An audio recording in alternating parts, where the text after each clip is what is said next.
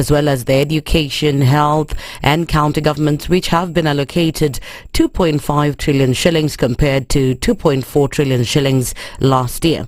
The National Assembly has been allocated 41.6 billion shillings and the judiciary 23 billion shillings. However, the budget for the agriculture sector, which President William Ruto said was the most important pillar in his government, has been reduced to 97 billion shillings compared to 98 billion shillings the previous year.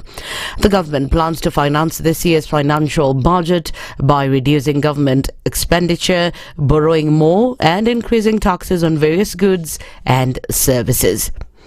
Nyeri Governor Mutahi Kahiga has for another round been accused for making defamatory statements and inciting Kenyans against the 2024 finance bill. Speaking during parliamentary sessions, MPs have expressed disappointment at how the governor opposed government projects, especially those which were set to benefit the opposition. Minority Leader in the National Assembly, Okoh and I, has also criticized Governor Kahiga for opposing the cancellation of debts on sugar factories in the west parts of the country. Clueless governor for Nyeri debating the finance bill and saying he will vote no, as if he votes in this house. And you know that governor, Honorable Speaker, even has no idea of what is contained in the finance bill. The bill is rightly before the finance committee. The finance committee is considering the bill plus the proposed amendments that have come from members of the public and other stakeholders and Kenyans at large. I listened to him. I couldn't believe that I'm listening to a leader who has been elected by the people, that he was castigating the government of the Republic of Kenya for extending development projects to Kenyans, that he wondered why the stadium in Bungoma was completed in a record 2 weeks, and yet the one in Nyeri is still pending. He also lamented why the debts for the sugarcane farmers was being waived, and yet sugarcane farmers did not vote for this government. The MPs have now asked the EACC to investigate the governor, whom they describe as a hypocrite who aims to discriminate against some Kenyans. My brothers and sisters in this house, the Nyeri people are innocent, and I want to apologize on behalf of Nyeri people. Utterances by the governor of Nyeri is clearly true that that man is not fit to hold office, and I want to call upon EACC to begin the process of removing him from office, because every Kenyan requires development. Wherever you come from in this country is not a criminal offense. The tribe that you are is not a criminal offense. Honorable Chungwa, you have done us proud, and many like you. Let us keep the unity of this country for God's sake and not listen. And the National Cohesion and Integration Commission should be doing its job. It should be doing its job very well. Nobody gives you a guarantee because you have the numbers that you're going to take over country. No. And moving on is that FBI Director Christopher Wray has pledged to continue working with Kenya to ensure stability in the region. He said with the ongoing threat from Al-Shabaab, there is need for continued cooperation and collaboration with security agencies. Wray was in a 5-day visit where he met different agencies including DCI, NIS, EACC and the ODPP. DCI Amin conveyed his appreciation to Mr. Wray and the US government for the immense support and Directorate has continued to receive through sponsored training locally and abroad, duration of state-of-the-art equipment and enhanced information sharing networks. The U.S. Embassy 1998 attack, the Westgate attacks, the Dusit D2 attacks, whereby our various security agencies were operating in silos. Then we said, why can't we all bring them like a one-stop shop, whereby now we can exchange information and ideas, and we have really registered a lot of success. The launch of the JTTF Kenya is something that we've tried to contribute to and be helpful to, and we really think that is a linchpin in the counterterrorism fight. So that's one. Are working with our partners here in Kenya to provide cutting-edge tools so that they can get those tools in the hands of the investigators out on the ground and identify threats and stay ahead of those threats. That's the Newswire. I'm Leah Obaga.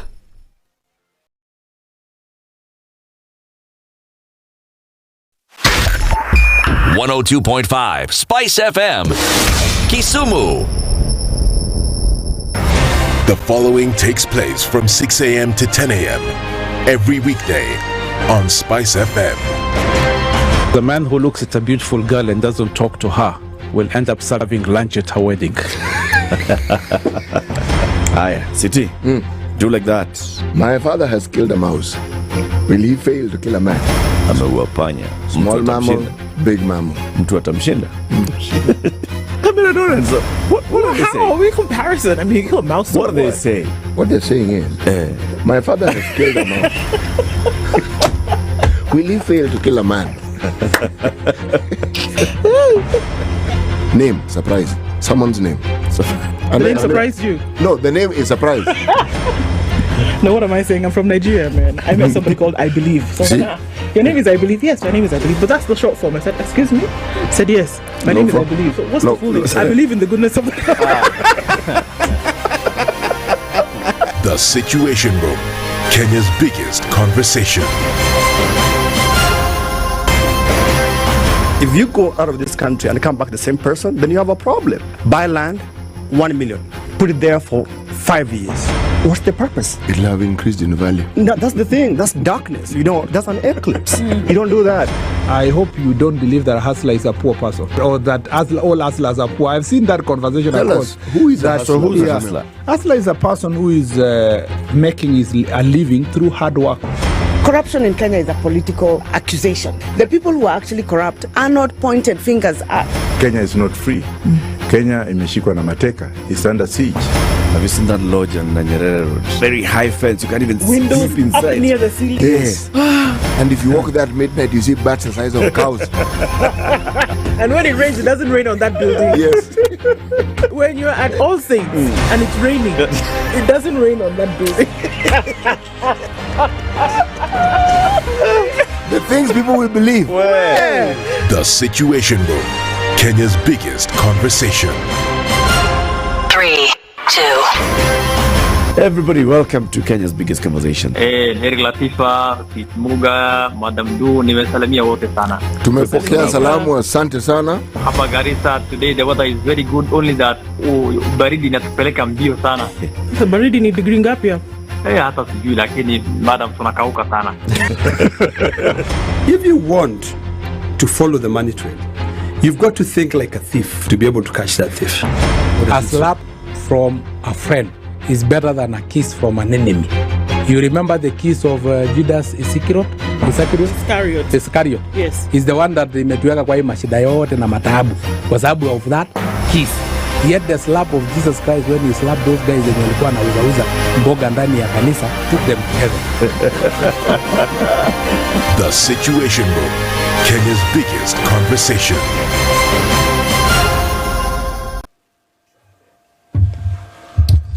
Good morning. It's Thursday and not much popping in the city this morning. Let's take a look at what's coming off of Ngong Road for now. There's actually some movement earlier on coming in from Naivasha Road, but that seems to have been sorted out in terms of whatever was happening. So you're into the city without too much of an issue. Landis Road is also starting to pile up as you get towards Kamkunji. And then on Jogoo Road is coming in from Manyanja Road. There is some traffic here as well. Kangunda Road, as usual, is starting to build up. And as you get into the CBD, through Outer Ring and then, the long way, whichever way you choose to go. Outer Ring going through towards North Airport Road, out onto Mombasa Road, or if you then go in the opposite direction and join the Thika Superhighway. It hasn't really started this morning, but we'll be here for it to wait and see how it all pans out. Hoping with your help as well, we'll get through it and we'll talk on SpiceFM KE on X, hashtag The Situation Room.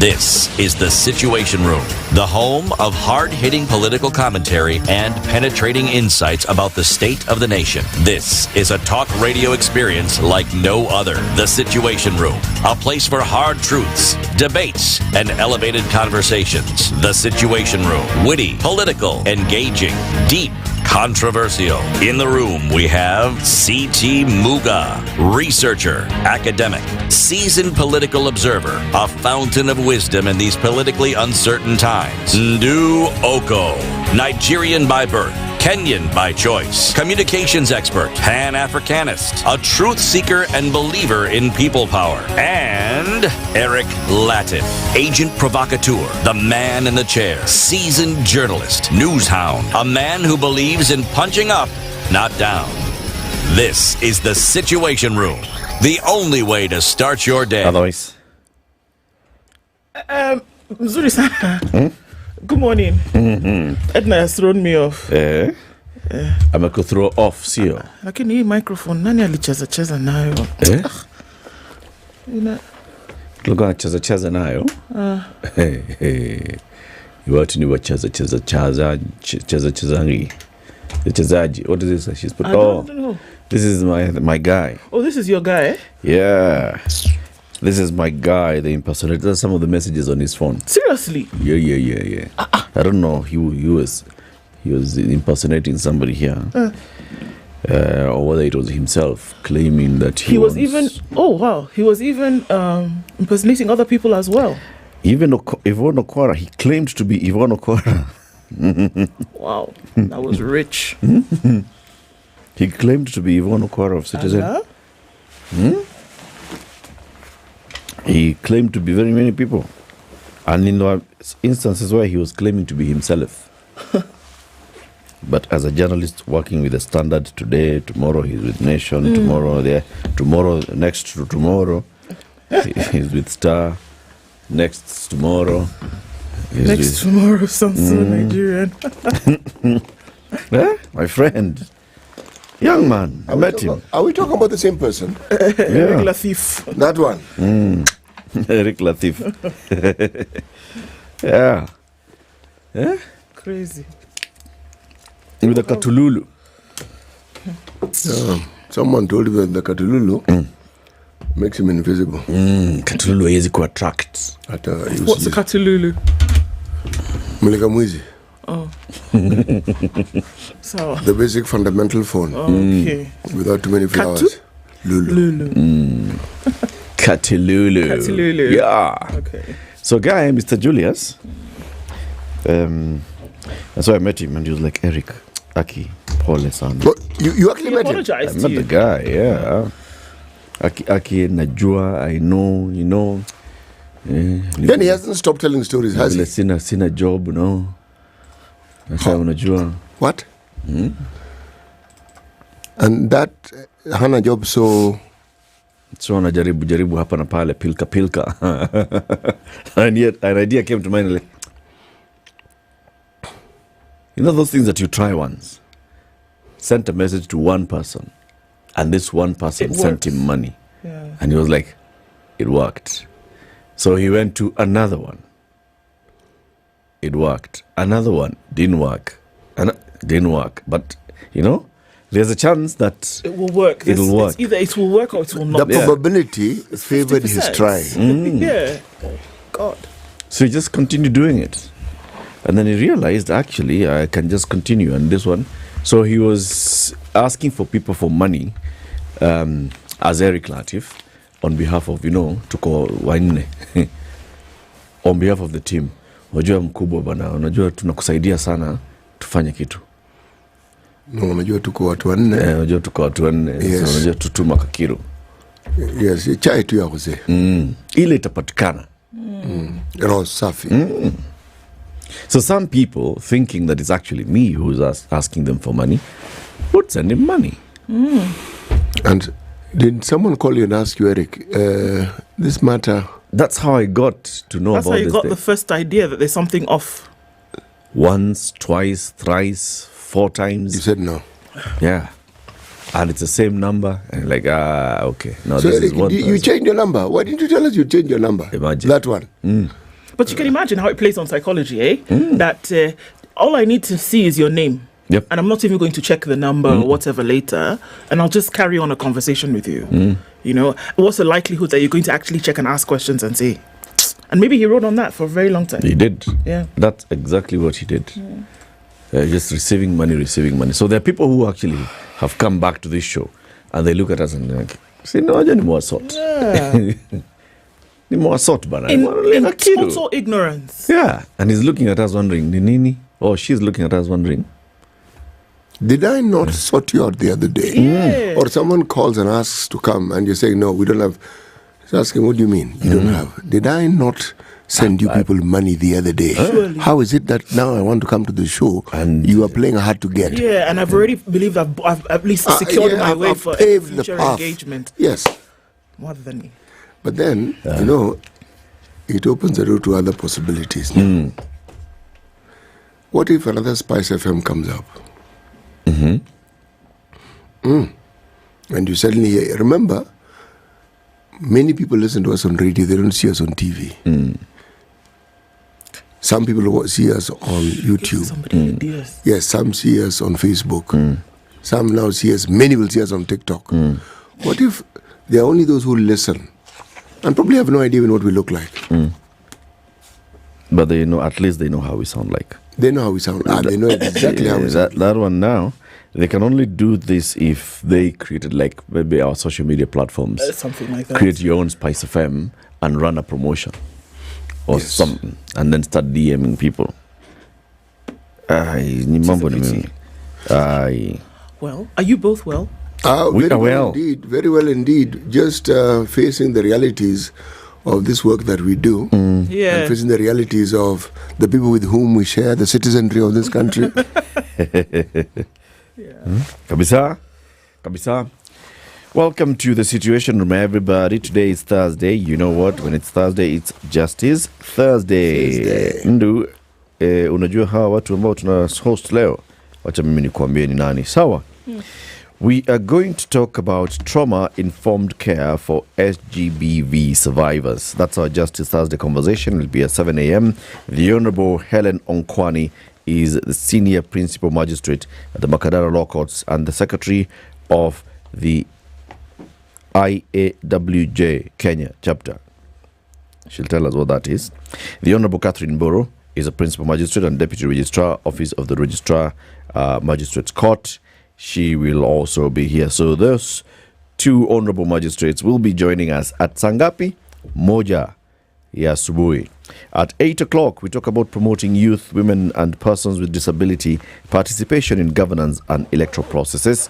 We'll be joined by Dan Paul Andenga, who is a civic educator for Uraia, and Purity Jabal, advocate for gender justice and youth rights. This is the beginning of a series of conversations that we'll be having with Uraia on matters of governance, justice and inclusion in the country.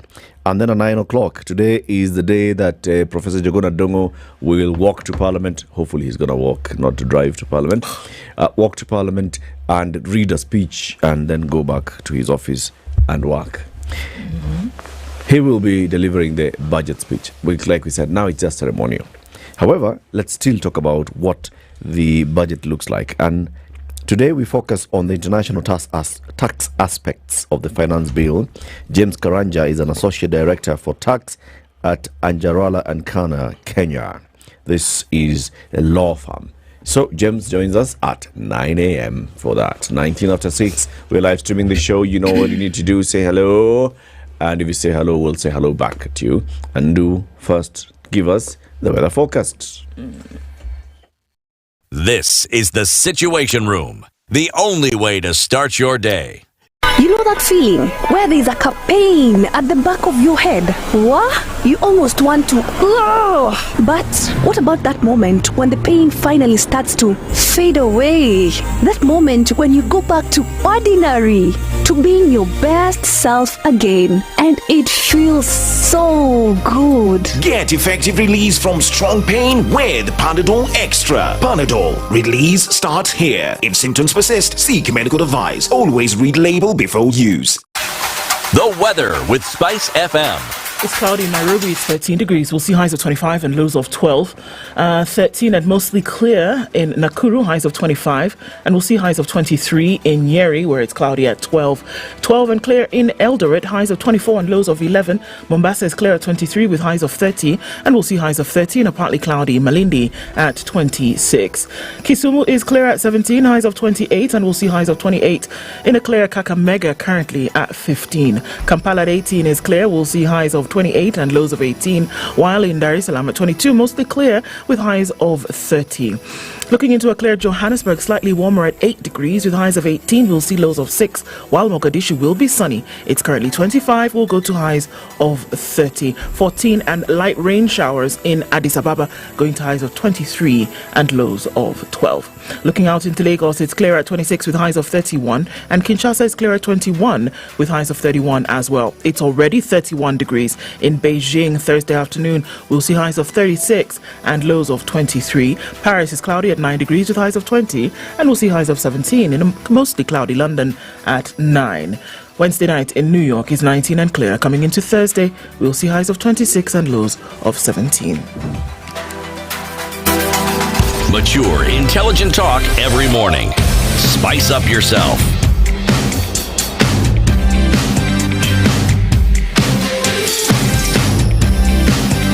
Mornings done right. 94.4 Spice FM, Nairobi. All right. Peter Kiaria seems to knock on the door first thing in the morning and says, "Good morning, tuned in from Mombasa to Kondani. Sometimes peace is better than being right." Mm-hmm. Okay. Zeke says, "We're live in Atlanta. Good morning, great people of Spice. Good morning to you. Tuned from Tamu." Where Sweetie Muga is from. Good morning. Spice team on mic says good morning. Finance bill tutanyanyaswa. Yeah. What does that mean? Tutanyanyaswa. Oh, will be whatever. Will be nyanyaswa. All right. Tano Cheka says good morning from Rochester, Minnesota. Jimmy Wekesa says good morning. Shadrach Kiprono is tuned in. Good morning. Meshach Jenga says good morning to everybody. Simon Mtozwa Ushuru says good morning, good people. Sisi tumeamka kutafutia yule jamaa pesa ya fare kwenda Italy. Okay. Good morning. Omoji from Doha, Hajalala. Why? Milton Awiti says good morning, ready for the show. Good morning, Ndu, CT, Latiff, Ednah. How are you doing? Well, we're all right. And you're saying, what a cold Thursday. It does not favor the singles. You're very right, my dear. Robert Marley says good morning. Good morning. You're doing a wonderful job. The discussions resonate with people. Good morning, Walala.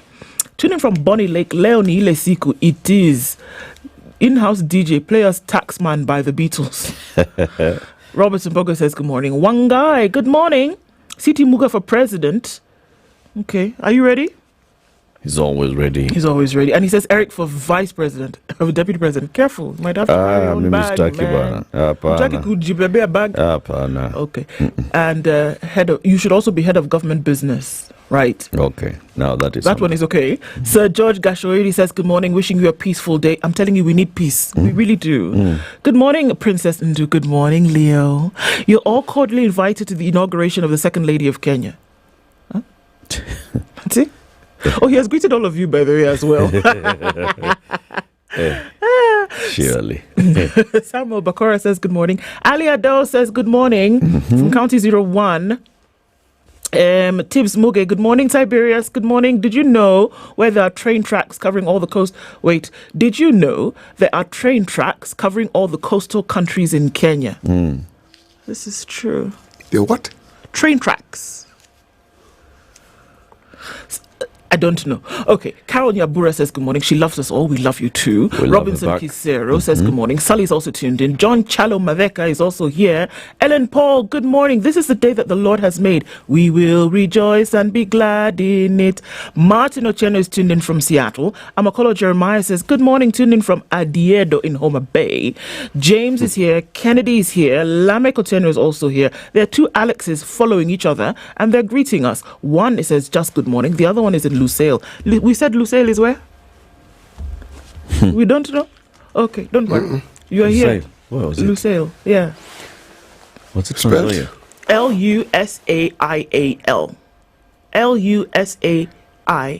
Lusail. Is it in this country really?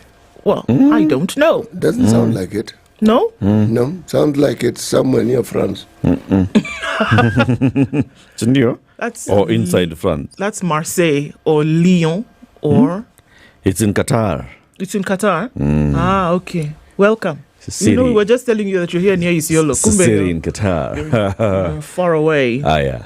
Okay, everybody, we see you. Karibuni sana. Good morning. City. if you look after wealth. Now, let me start again. Yeah, you didn't do it nicely. Yeah. Yeah. Well, our proverbs for this week are still from the Republic of Zambia. Right. Yes. Whose neighbor is Malawi. And you know the tragedy that befell them? Yeah. Yes, their deputy president perished in a plane crash. Right. Unfortunately, terrible. Sana. Okay. Now the proverb for the day. You have to look after wealth. You have to look after wealth. Yeah, that's part one of the proverb. Okay. Part two. But knowledge looks after you.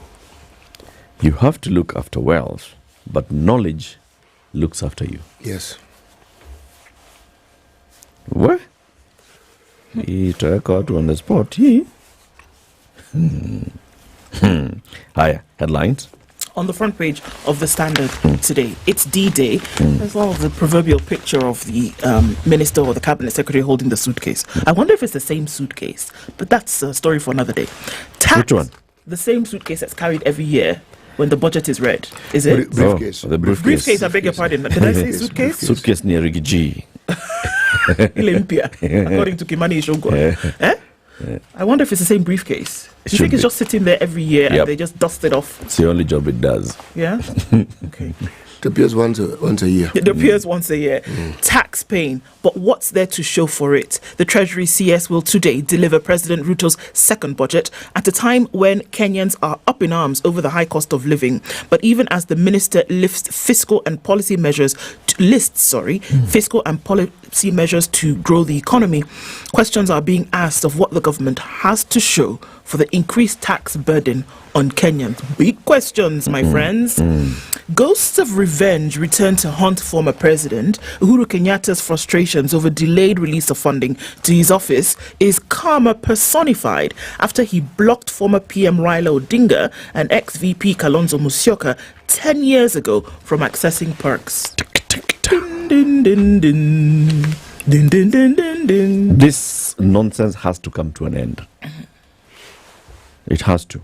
It should not be at the whims of the person who's in office to start deciding how the law is applied. No. See, now you do me, I do. No. Now, remember how JSS teachers went on strike? They were in the streets, they did guru guru guru. Then they said, okay, fine, we'll give you time, we'll go back to work. Then they go back to work and then they were sacked. And then they went to the Court of Appeal. Court of Appeal said, no, really, you were actually in the wrong. Now, Kupet has said, excuse me? Now, because we are standing in solidarity with these teachers, we also will go on strike if you don't behave yourselves. Kupet in strike threat over JSS teachers strike sacking. So have they formally issued a strike notice, or they're just talking? They're just right now. It's like you're stepping on the gas and you're doing vroom, vroom. Like, and you're not sure. Yeah, that's what they're saying right now. You don't know me. On the front page of The Nation, Ruto faces Mount Kenya. Allah? President William Ruto's return to the mountain today will see him come face to face with issues threatening to foment a rebellion against his government, even as he seeks to pacify a region that voted for him almost to a man in the 2022 polls. He's going to gush. He's what the president has to confront: protests by Gachagua and Uhuru, opposition to new taxes, place of Mira and Muguka, coffee and tea reforms. Gotta give it to him. He decided to. What about Mira and Muguka? The place of it. Aspa, what are you going to say? You're going to make sure that we can continue trading this thing even at the coast? Can you protect Mira? Can you protect us? See, the question that Eric raised earlier on now comes into play. Why are we waiting for the president to decide and to determine? Don't we have laws? Is he the one who must pronounce the law for us to understand that the law exists? No, sir. No, sir. No. It's not the one. The law is supreme. It's not him. It's not him, sir. Yes, so this thing of what's the president going to say, what are they talking about? Because this is us encouraging this culture.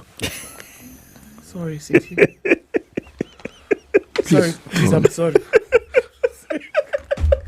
Please don't be angry. Just allow me to finish reading this thing, then you can come. Sorry. No vex, I beg. So, can I continue? Yes. Okay. Another headline. Pass punitive tax bill without changes, MPs told.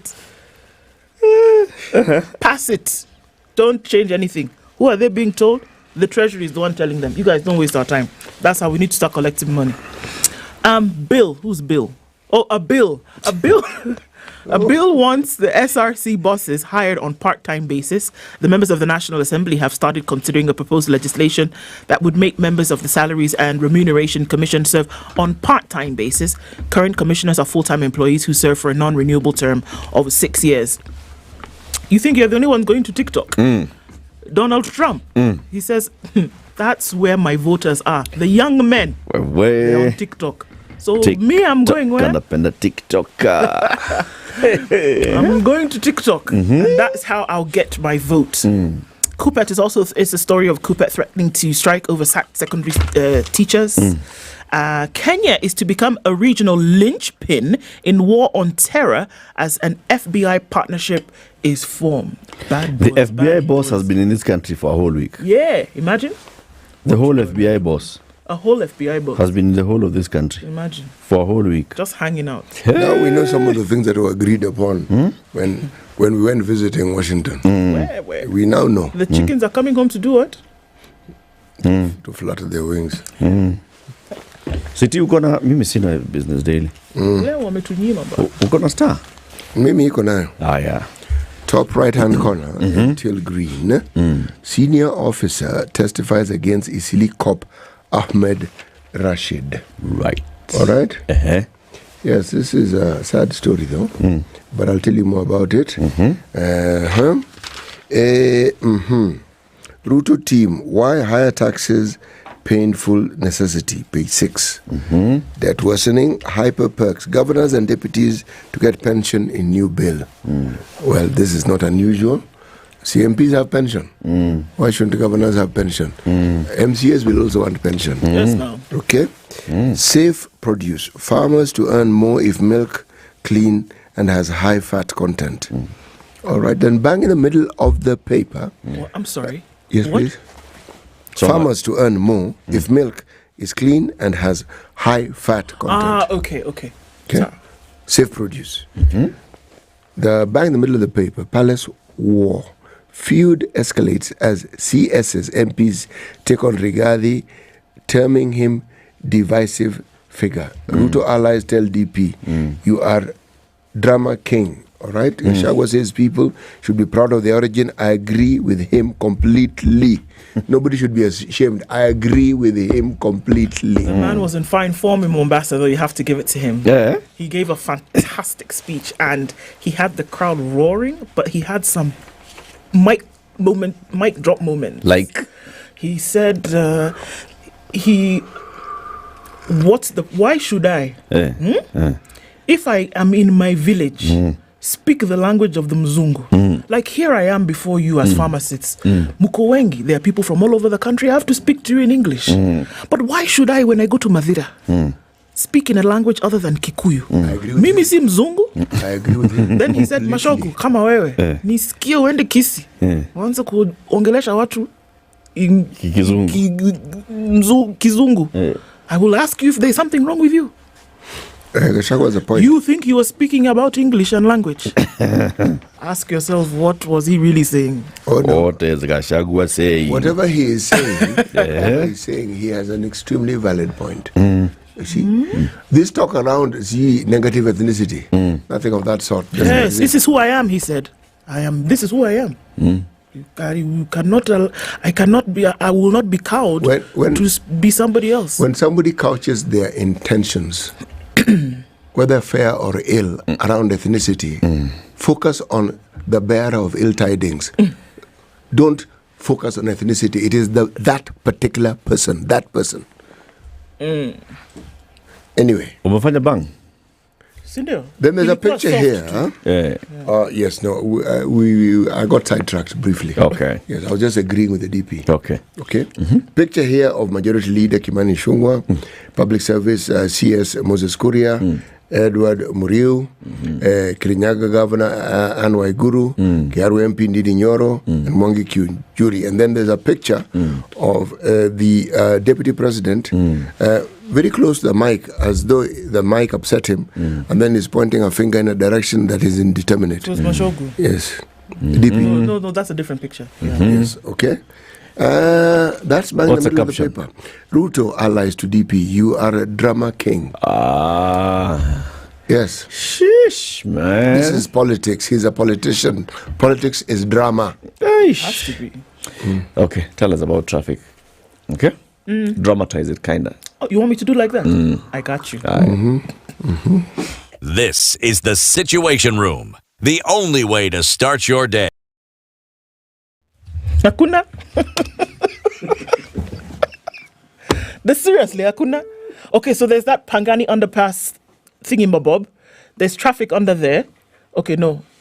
Yeah, there's traffic under there as you try to get into the city. And then Kiambu have decided we cannot be alone. Let's also join you with the traffic. If you're coming off Outer Ring, no wahala. But Kangunda Road, they said, we will be the poster child for traffic every morning. If you want to see what traffic looks like, come to Kangunda Road every day between 6:30 and 8:30 in the morning. And Gong Road said, Gong Road are the guys who stand in the back of the in the back of the class. Teacher asks a question, they say, well, not today. So not today traffic is what's happening on Gong Road. Uhuru Highway is the one who's waiting with a bull and say, please bring us traffic. And everybody's bringing it. Lusaka Road, Langata Road, Haile Selassie, Valley Road. Everybody's bringing traffic to Uhuru Highway. That's what it looks like for traffic this morning. How about you talk to us on SpiceFM, KE on X, hashtag the Situation Room. Mature, intelligent talk every morning. Spice up yourself.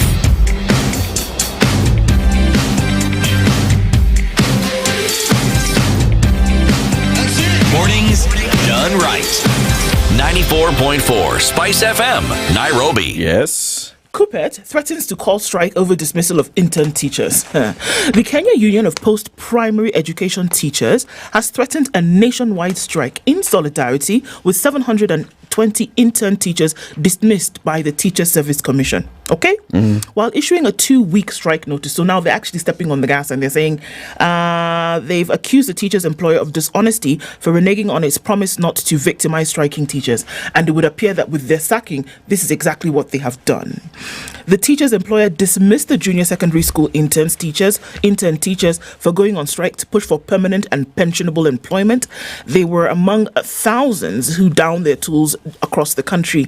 Now, during the strike, TSC issued show cause letters to the teachers for absconding duty for 3 weeks from May 13th to the 6th of June.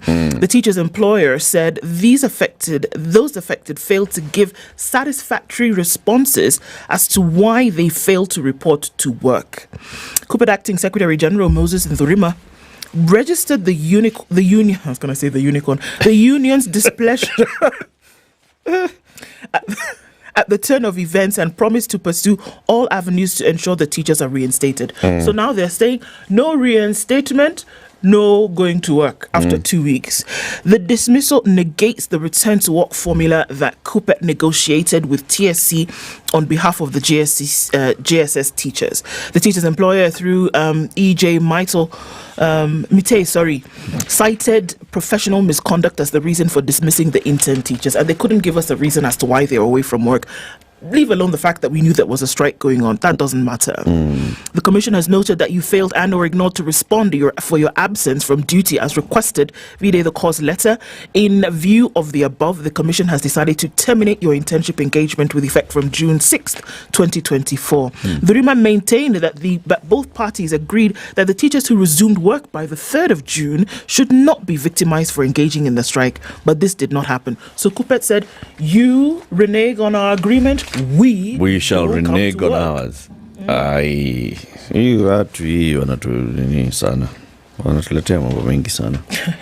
There's just too many things.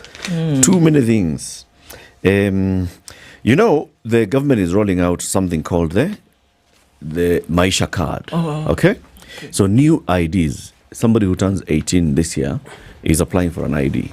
And they're not getting the same old IDs that the others were getting 2 years ago, right? They're getting a new one. It's a smart ID. It's called the Maisha card. It identifies you as a human being and a citizen of the Republic of Kenya. Okay? But now the government has noticed that you Kenyans like insulting each other and eat them to ngombe. All right? So how do we distinguish you Mutu and you ngombe? State seeks to roll out digital IDs for livestock to boost meat production. That's a lie. The national government has embarked on plans to implement a new record-keeping system to improve livestock production. Under the Livestock Identification and Traceability System, livestock farmers will receive a digital ID for their animals, which will enable them to monitor feeding and disease control measures such as deworming, tick control, and vaccinations. Livestock PS Jonathan Mweke said a tender for the supply of the IDs has been floated, with the system scheduled to be operational within the next few months. Farmers will be given a digital ID for their animals, which will enable them to present a certificate detailing their livestock rearing practices to slaughterhouses, ensuring they get a fair price for their livestock. Okay? Okay, the other bit was just a joke. I knew. But we are giving our cows digital IDs. I got it. Hata kuku yako inapewa ID. Kila kitu itakuwa na kitambulisho. And it's smart. Maskia, and we have already procured this thing. And so there are people in... Okay. We have already procured. Okay. So. And they are coming. Now, how they will get to the farmers, I don't know. But, they are coming and you'll get a digital ID. I reckon the same way that fertilizer got to the farmer. Actually, it's possible. Yeah? Yeah. Okay. So now when you take your ngombe to the slaughterhouse, they can see. Traceability purposes, by the way, this is a very good thing. That's what I was just about to say. It's a very good thing. Because you get in the shop or whatever, butcher, you ate this meat, you bought it from here. We can trace it right back to the actual farm. And the practices that were used. To slaughter. Was it vaccinated? Is it in there? When was this calf born? All those things. Yeah. All that information is there. It's a brilliant idea. I think so. If it is managed and rolled out well, it will be a very brilliant thing. Siri, Muga, tell us about a story that you're reading. The story here about... Put a microphone, Komdomo. Senior officer testifies against Ahmed Rashid. This is an interesting story. Please read it. Yes, a senior police officer who responded to the killing of two suspected robbers by Isli-based cop Ahmed Rashid has testified in court. Njiru Sub-County Superintendent of Police Lucas Ongaya said on arrival at the scene of crime he found two bodies on the ground. A crowd had gathered around the bodies and spent cartridges were next to them. Ongaya was told a third suspect had escaped the scene of crime. He was testifying against his colleague Rashid. Ongaya is the third of the 25 witnesses lined up for prosecution. At the time, he was OCS Pangani Police Station, where Rashid was based as a night duty officer. Rashid was the officer in charge of a special unit codenamed Pangani 9. He's accused of killing two people. Ongaya, on March 31st, 2017, he heard a chatter in the police radio in the afternoon. He said the police had disrupted a robbery and two men were shot in the process. A third suspect had escaped. So this story goes on. So this Rashid guy, he was a cop. He was a cop. Now, what's the accusation here? Extrajudicial killing. Yes, because IPOA were brought in. And there was no order at all from any of his superiors to do what he did. Yes. So he's the fall guy. He's a fall guy, but there had been in the over of the police that there was a robbery taking place in some place. There was over? Yes, so he responded. Alone? His name is the only one mentioned. Okay. He responded because he was somewhere nearby. And his response ended up with two people dying. Okay? Yeah. And a silver homemade gun was found next to one of the culprit. The cartridges were there. So IPOA came in, okay? After the assessment and everything. It raises a question, though. Role of IPOA, yep. Culpability of police officers, yep. when it is that they're actually doing their duty and when they overstep the bounds that are required of them, and whether such matters should end up in court, or do we have a mechanism by which the police can actually investigate these things and take it through certain processes. Or are we looking at a situation where these processes that I'm speaking of exist, they were followed, and so it ended up in court? Why do I say this? I say this because if it appears that when such a thing happens, we immediately jump to extrajudicial killing and we immediately go to court, what do you think that does to the morale of the police when there is a call and there's a robbery and they're told shots have been fired? I'm simply broadening the question, and I'm saying that, yes, it's in the public domain, we're reading this, but does it follow the pattern of cases where we've heard of policemen targeting certain individuals? Then even as I ask the question, I pause. These special units that we have, there are many. What processes do they follow? Because do they know criminals? Yes, they do. They do. Many of these criminals are also their informers. Okay? So what is the process that is followed? Is someone given a warning? Is someone told you shouldn't do this? Are they people who are charged with dealing with petty offenders? Are they people who are charged with dealing with people who are known to be violent and extreme criminals? What is it? And what's the procedure? Because in the absence of clarity of some of these things, when one reads such a case, I, for one, am wondering, okay, what exactly happened here? And why is this police officer in the dock? Yes. Doesn't that system have, don't we have a system by which these things can be investigated and the public can be told, we investigated and this is what we found? Okay? That's why they've taken the officer to court. Yes. What did they investigate and what did they find? Because now we have a reporting gap, because that doesn't appear in this. I think the fact that the officer has been taken to court, it's now following that due process. IPOA has investigated. IPOA has found that there are questions to be answered by this particular officer, found him culpable. What is the next thing that you do? This is somebody who they are accusing of having taken somebody's life. What does the law say about killing someone? Court. The gentleman is in court. There have been allegations, I've got to call them allegations because, matter is in court and all these things, about this particular police officer, that he had become the Patrick Shaw of Eastlands, that people knew the cop called Ali, that this guy, Ahmed Rashid. Yeah, Ahmed Rashid. That this guy, akikuweka kwa rada yake, wewe nje. It was known. It is allegedly known. Yeah. Again, the questions that are being asked must continue being asked. Yes. Because sometimes you have an issue where someone is going to be the fall guy. Yes. And it is whatever action they undertook was not of their own making. It wasn't. This is probably under instructions. But then if the instructions were to him, it is now him and the person who gave the instructions. Yep. It's my word against yours. Yes. And that's it. It ends there. Yes. Why? When did schools open? I don't remember. A month ago today. Okay. Today's the 13th of June. Schools open on the 13th of May. And this was after the whole 2-week extension. And the government said, okay, President said, all right, let's go back to school because we've received inadequate data information that it's safe to go back. Right. Ministry of Education said, you know what? Obviously, there are certain schools that have been marooned. And as a result of that, we cannot open. Yep. And we're going to come back to you in a month. Yep. And give you either that they've opened or that these students will go back to school. We'll let you know. Okay. Today is a month. Okay. I don't know if we've heard anything, but it would appear as though there are some forgotten schools that are yet to reopen after floods. They still haven't reopened. Thousands of students have not gone back to school. It's a month after schools reopened for the second term. Some institutions remain closed with thousands of learners yet to resume classes in the aftermath of the heavy rains and the floods that hit many parts of the country. One would ask if it's still raining or if it's still a waterlogged situation in these areas. A spot check has also established that infrastructure destroyed by floods in public schools has not been rehabilitated, as the government is yet to disperse what? Capitation. In some of the institutions, a health crisis looms because of the inadequate and unsuitable sanitation facilities. Remember, this was the thing. We heard Mashogu, he was actually in the rift. And he stood and he said that we were going to, now there's some sunken toilets in some of these schools. We need to sort that out, and that is going to be done so that these students can go back to school. We are here, Mama. Not yet. It's a month later. It's a month later.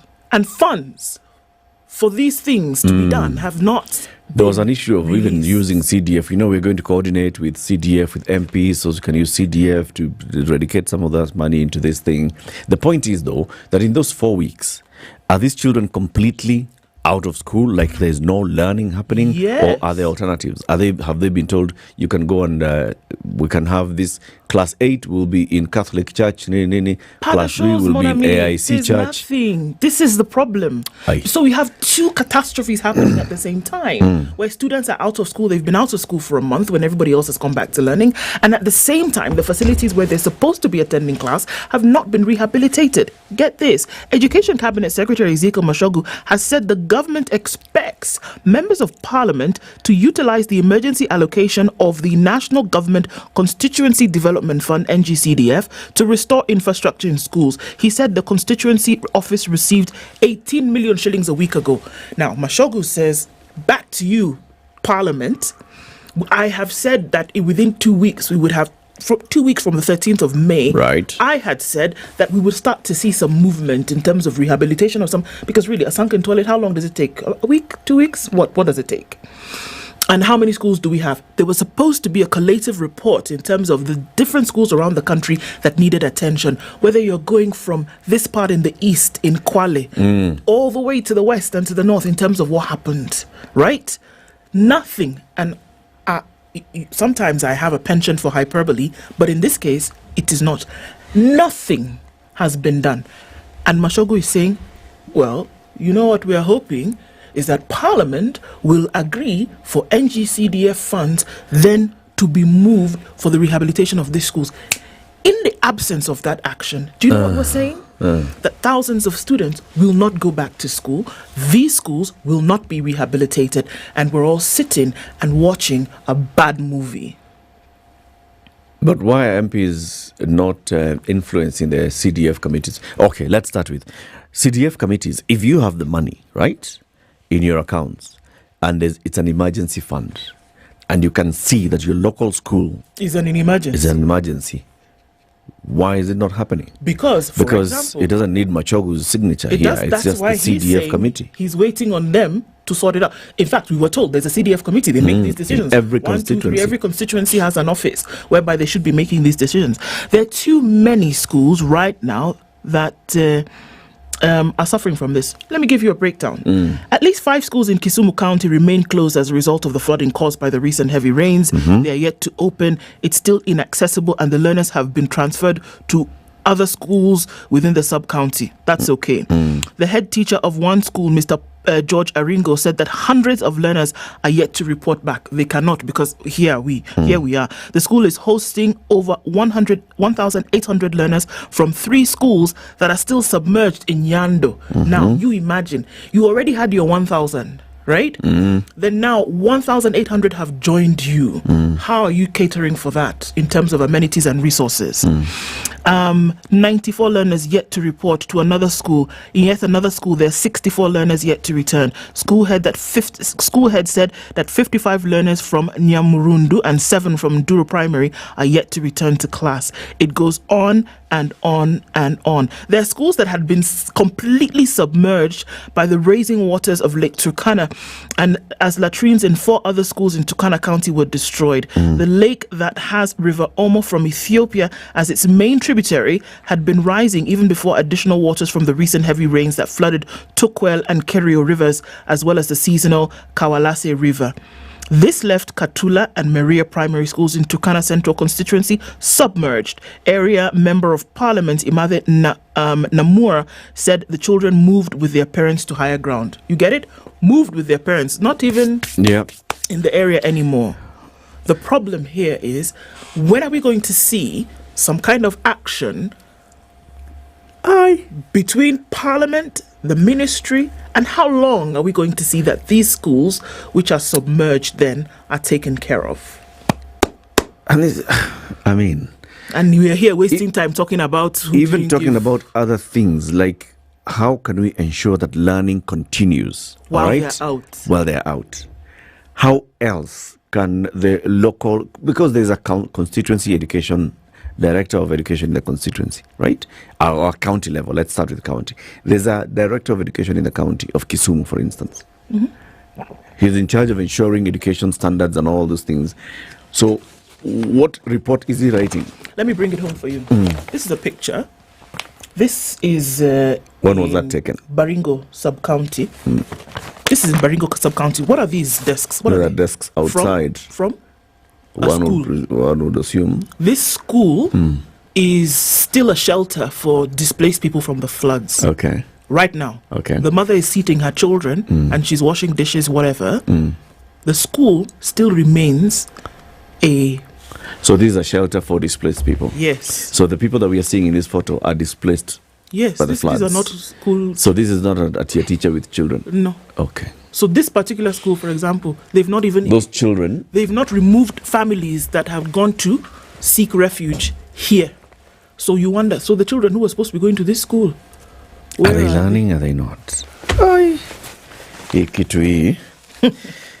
There's an interesting case that's been taken to court by one gentleman, and his name is Erastus Ngura Odhiambo. Erastus Ngura Odhiambo is a murder convict. Ngura was a businessman before he was jailed 7 years ago after he was found guilty of murdering his girlfriend in Nairobi's Buruburu Phase 5. He was sentenced to serve 20 years in jail. He pulled his girlfriend, lawyer Linda Wanjiko Irongo, out of her car and shot her dead at Waihuru Court in December 2014.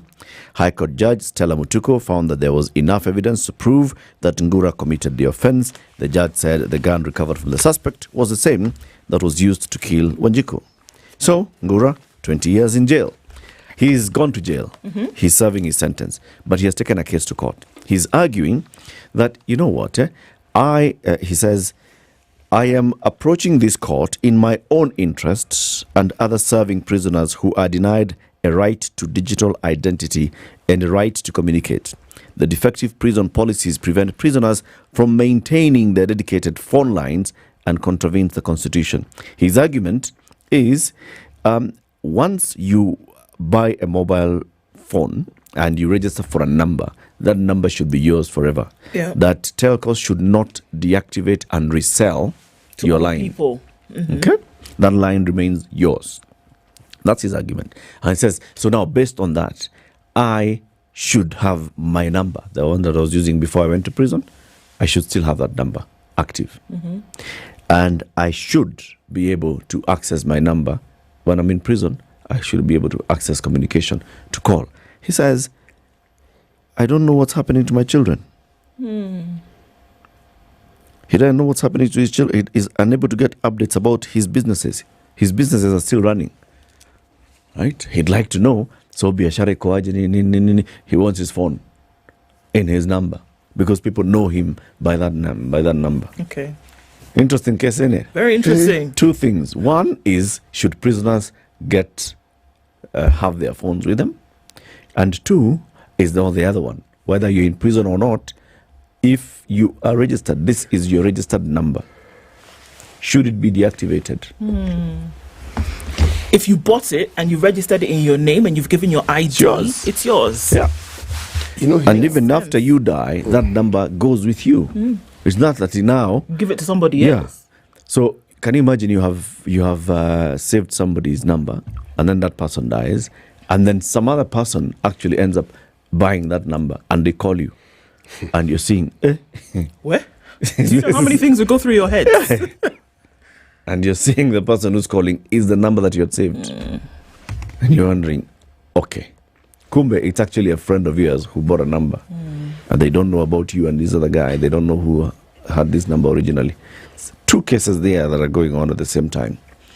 This one is a wait and see one. Keep it here for more conversations. In the next hour, we have our Justice Thursday conversation.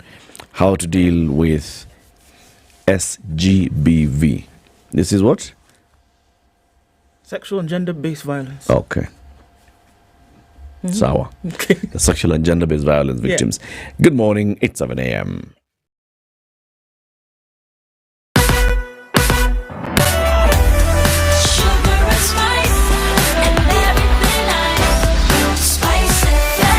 spice up your life.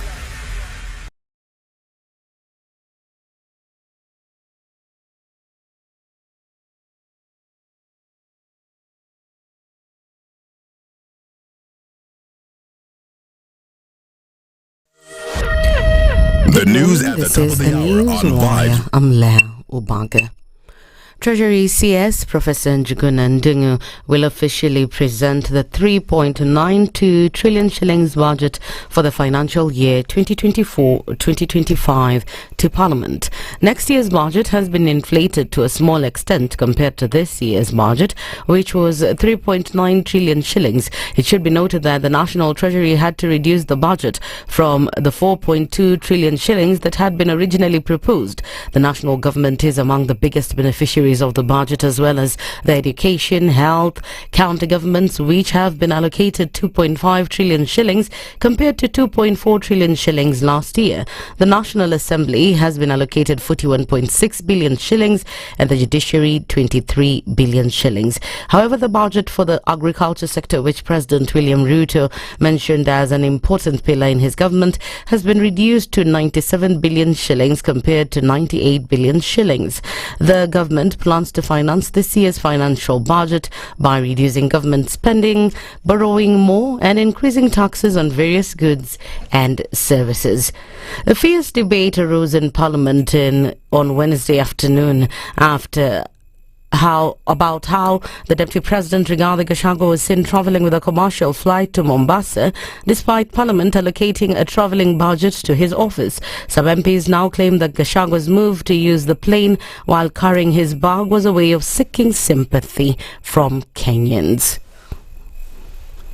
To my dismay, the Deputy President took a commercial flight to Mombasa and was hauling his own bag, getting into the aircraft, Honorable Speaker. What struck me, Mr. Speaker, in that episode is the kind of bag the Deputy President was carrying. That kind of bag is not for the Deputy President. That bag is for something else. Another thing that struck me in that episode is what was the content of that bag, because the Deputy President could not even give it to his bodyguard. He had to hold it himself in person to the Speaker. What could have contained in that bag, Mr. Speaker? I don't know whether a committee of this Parliament can get to know for us. What is the content of that bag that you cannot even trust with Ngunjiri Wambugu was behind him, that he held for me this bag, Mr. Speaker? And therefore, anything that can create dysfunction in government must be sorted out as quickly as possible. You know, when a hyena wants to eat its children, he starts saying that they smell like a goat. However, Kenya Kwanza MPs have termed Gachagua's move as hypocritical and humiliating to the office of the president. In as much as one wants to pull some PR stunts with, and I say this, Honorable Speaker, with tremendous respect, we should question. It is about time we question the members of staff that work with His Excellency the Deputy President. The Deputy President is on record saying that he is a product of the drama festival. He has acted on stage, in plays, even at the University of Nairobi, Mr. Speaker. So if he decides to put up a play, it is not the place of the whip to call him out on putting up a PR show, Mr. Speaker. Mr. Speaker, the Deputy President is very serious about supporting the talents in this country. Only a few days ago, Mr. Speaker, the Deputy President was there for the launch of the Bahati show, Mr. Speaker. We might have had a continuation of the same show at the JKI, Mr. Speaker. The debate forced Majority Leader Kimani Ichung'wah to clarify about the military plane, saying it's only reserved for the President and his wife, while Gachagua uses the one at the police department. The Deputy President has a police aircraft designated for his use, which currently is under maintenance, and the Cabinet Secretary tells me in the next few weeks they will have finalized with its maintenance. This House passed last year's budget, 2023-2024, and they allocated funds to every arm of government. The executive got their vote, and in particular, the presidency got a budget to help them run their affairs.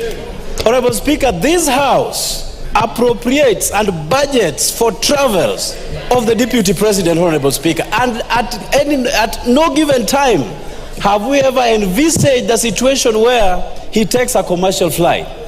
That's the Newswire. I'm Lea Ubaga.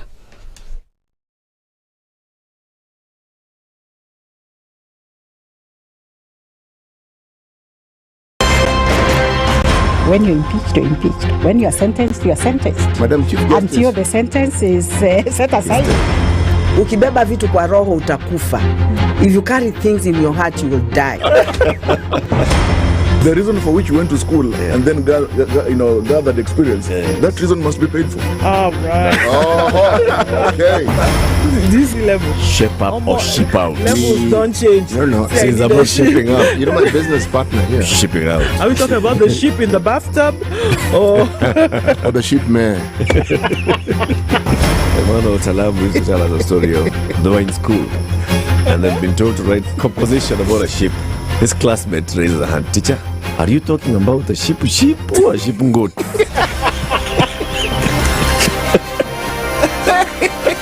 The Situation Room, Kenya's biggest conversation. SpiceFM, Nakuru.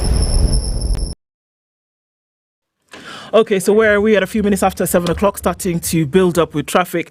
Kangundo Road, let's just take a quick look at that. Coming and joining onto Outer Ring, not too bad until you get to the junction and then it just goes crazy.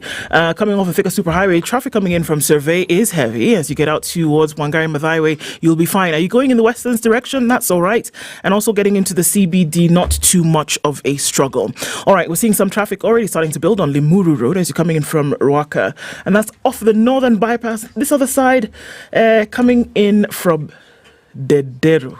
Okay, so apart from that, not too much happening. There's traffic on Gong Road, a little bit of it coming into the city, and Uhuru Highway is going to take all of this up later. Let's see what happens as we get into traffic hour, and we'll talk on SpiceFM, KE on X, hashtag the Situation Room.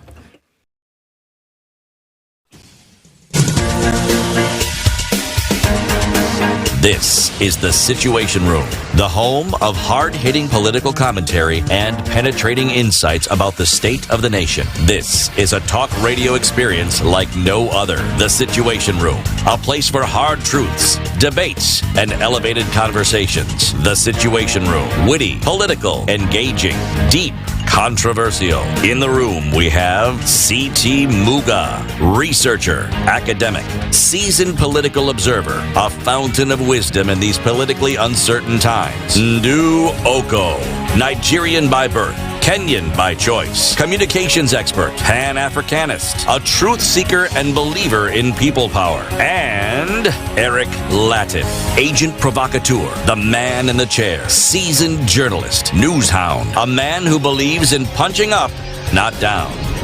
This is the Situation Room, the only way to start your day. Okay, good morning. It's 8 minutes after 7. How are you doing? Welcome to the second hour of Kenya's biggest conversation. We've got to start before we bring in our guests. I'm just making this a simple commentary. You've had the news, like about 2 minutes where Lea was just recalling what happened in Parliament yesterday. Members of Parliament took time off their very busy schedule and off the very many other things that they have to discuss, considering very many bills and, to talk about the Deputy President's travel to Mombasa. For goodness sake.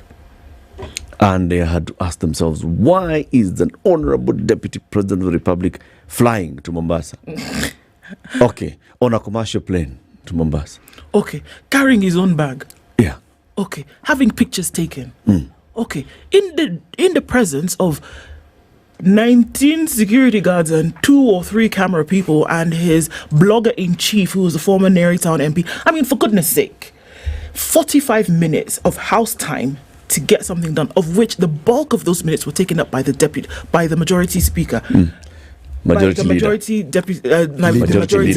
Yes. Why are we wasting so much time on this thing? Does it matter? How did it then imply or have any kind of impact on the very pertinent issues that are happening in this country today? Well, it's clearly more important than schools, institutions that were submerged during the deluge. It's clearly more important than students who haven't reported to school. It's clearly more important than the capitation that hasn't reached schools yet. Clearly, because when you spend that amount of time, MPs from both sides of the divide everywhere talking and making it an issue, clearly the drama isn't with the deputy President. The drama is with our parliamentarians. Yes. It's a circus. That they actually had to take time and pretend to be discussing this is a matter of national security. And we have to discuss how our deputy president is exposed. Nonsense. Points of order were taken on this. And the speaker entertained this nonsense. Yes. Okay. Children are not in school, capitation. Other children are not learning because JS teachers have been fired by their employer. All right? Children are not in school because their schools were submerged in floods. Others are still hosting people who were affected by the floods. The Ministry of Education is calling on this same parliament, who spent an hour plus yesterday discussing this absolute nonsense, to make a move so that funds can be released and these children go back to school. The same parliament. Those are the things that we're talking about. But they had to take time to discuss a suitcase on a plane. With a guy. Going to Mombasa. Right. For example, if you do not think about the end of this month, Kenya Revenue Authority will not take you to Parliament. Kenya Revenue Authority will come to you personally. Yes. This is because we have been telling you about the tax amnesty that's Kenya Revenue Authority is rolling out, and maybe you've not taken advantage of it yet. So you owe KRA for taxes up to December 2022, okay? And you did not pay. So they attracted penalties and interest. KRA is telling you, please come. We can waive the interest and penalties, and you only have the principal to pay. Sindio City. That is absolutely true. And all you need to do is talk to us. Ndu? How does one talk to KRA about the tax amnesty? One picks up the phone and one dials 0711 099 999. City, say that again. 0711 099 999. Well Very done. good. There'll be another one on the other end of that call. And this one will tell you then what you must do. You will essentially go onto the website, which is www.kra.go.ke.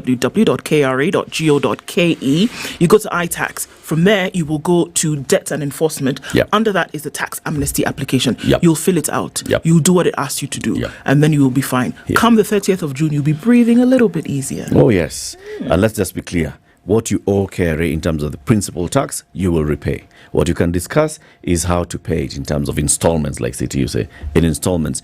If you don't have the money, we can help you, okay? Go to Stanbic Bank. Open an account today, a current account. Deposit at least 50,000 shillings in that current account. Or if you have an existing account holder, top it up with 50,000 bob. Or open a savings account, put 50,000 bob in it. My friend, every month, you can stand a chance of winning money.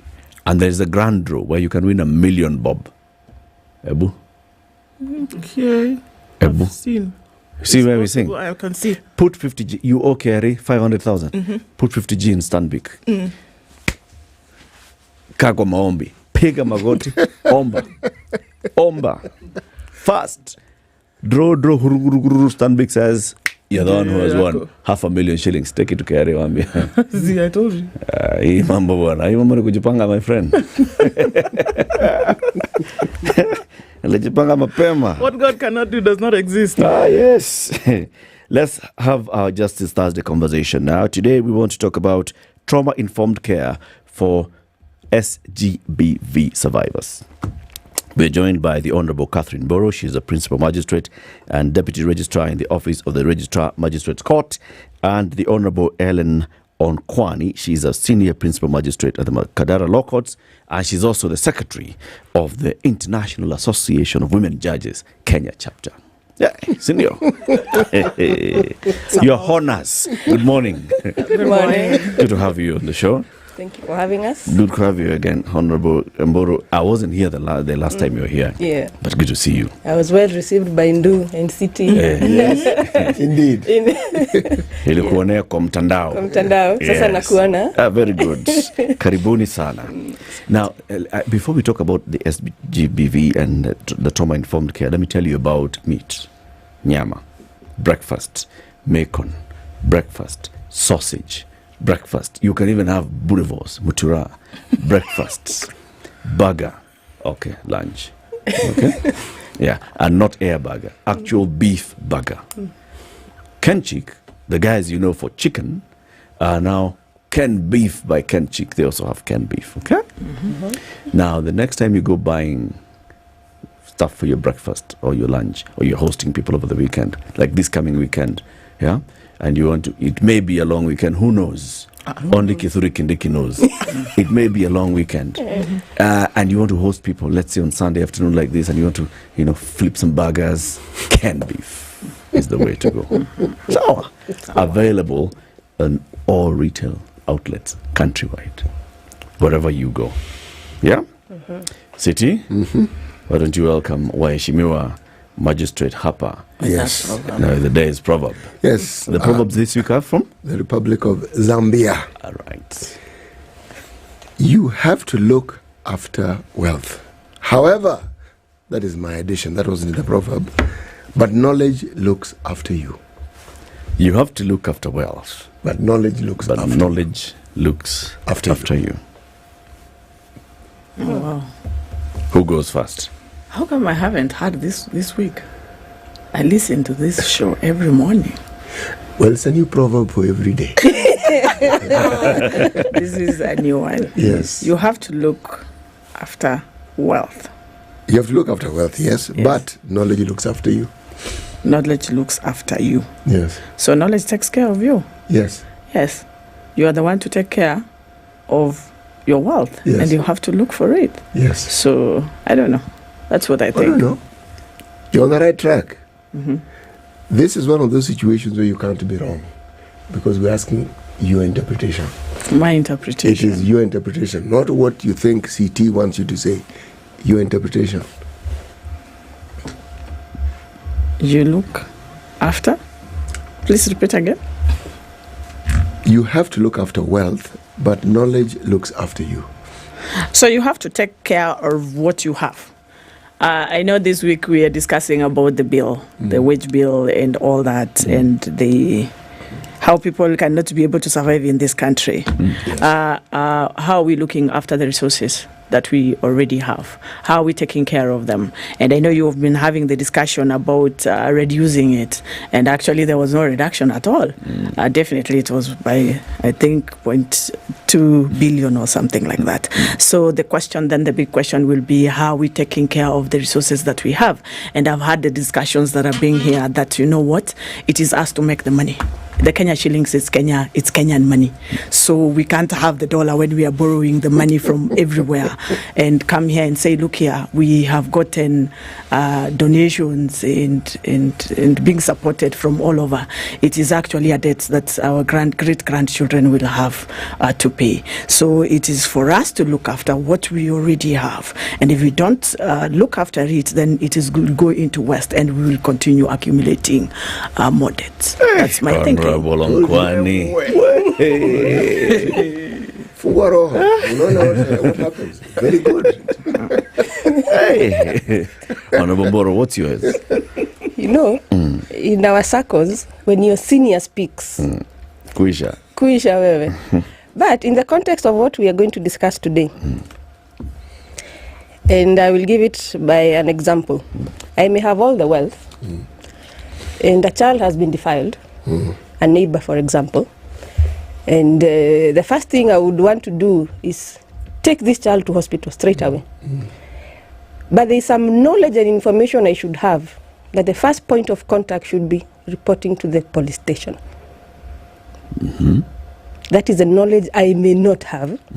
I may have the wealth, the money to take this child to hospital, but the wealth and the knowledge of making sure that the first, reporting contact, I go to the police station, I report this incident, then the police station, the investigating officer or the person I find at the OB or the gender desk directs me by giving me a P3. We should be filled and taken to hospital, and then this child is, taken care of in terms of treatment and all that. So I may not have that knowledge, but I have the wealth to take this child to hospital. That's how I would look at it. And to add to that, I think then from what she has said is that knowledge will take care of you. Yes. In the sense that if you had the knowledge that this is what you need to do, then you will be in a safe space. Knowing the procedure, knowing how you do things. You've contextualized the proverb beautifully. Very well. The way Lou is looking, it's like we but it's okay. No, I'm at a loss because I'm wondering, my goodness. It's been contextualized. When you've read all these books, then you're able to articulate it, your knowledge so well. I'm the one who's in awe. Both of you. Girl power. Honorable Nkwani. Yes. In your court at the Makadara Law Courts, I would assume, I know because we've seen it in the news, that the court deals with several cases of SGBV. All right?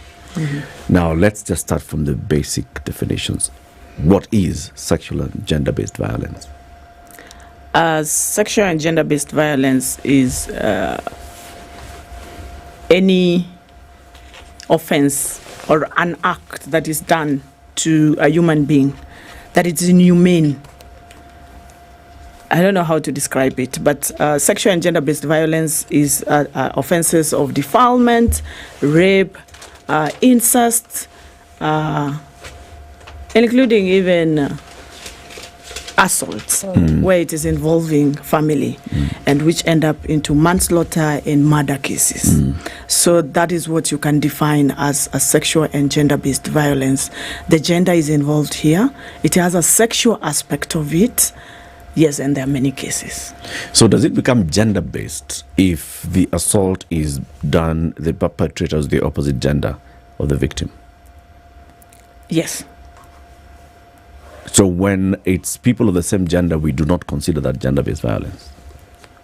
If they are of the same gender... If the perpetrator and the victim are of the same gender, can we consider... It is. Are there instances where we can consider it as gender-based violence? Yes, it is. For example, we have cases where the young boys have been sodomized. Isn't it? Even grown-ups who have been sodomized. It's a sexual and gender-based. The gender, despite whichever gender that you are, whether it's female or male, it has a sexual aspect of it, a violation of your sexual rights. Yes. Okay, so it's really broad-based what we're discussing here. Yes. Because of course, I mean, there's this one famous case of a woman, unfortunately, who had been attacked, and the leader of the gang that essentially raped her was a woman, and she was giving the order for certain things to be done. So across the board, we see that it does then range from who does what to whom. Now, in Kenya, and the things that we have seen over time, protecting those who are victims, have we seen over time that the protection guardrails have been improved upon, especially when it comes to reporting of these cases? Unfortunately, there was a time where many of them would have been swept under the carpet or hushed because it's still a thing of taboo to talk about sexual things.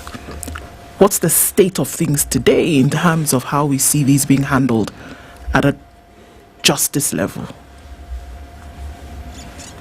Want to go first? Yes. Now, going back to what I had said earlier, if a child is molested, for example, and in this case, allow me deliberately to use a child because of the special, unique nature that our children face in our country.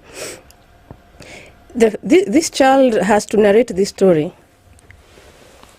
depending on where the offense took place. Assuming it took place in a school or in a school setup, because it happens. Sometimes we get teachers who are involved. And so the first person she or he may narrate the story to would be a teacher, and maybe a class teacher, for example, or the head teacher or principal, whichever name we want to use. If it is at a home setup, the first person he or she may narrate the story to would be probably a parent or a guardian or someone who she's close to at the home environment. Now, when that happens, and then now when the justice system kicks in, you'd want to refer this case to a police station, for example. That police station must have an environment, or should have an environment, where this child should be able to narrate his or her story. The first contact point being what we call a gender desk. Now, it is expected that all police stations must have a gender desk. So that now when this child or this person who has been molested or sexually assaulted has a forum to explain what exactly happened in an environment that, there are times when they are told, where were you working at night? Where were you working at this time? Why were you wearing like this? So somebody who will not judge this victim, a gender desk. And then now, if we are going to go to a hospital, for example, we have a special unit set aside to deal with those cases. So that now, if a child is referred to this hospital X, for example, then they are directly directed to where they are supposed to go, so that they are not mixed with everybody else because of the unique nature of handling these cases. And then now, once that is done, I'm just giving a broad example of the whole chain. Then once that is done, then goes back to the police station, so that now we start investigating. An IO, an investigating officer, is allocated that case. So investigation process starts through. And then now, eventually, when they come to us, there has to be an environment, both physical, mental, psychological, where this case should be handled, infrastructure-wise and everything else. So I would say we have improved, but we are not yet there.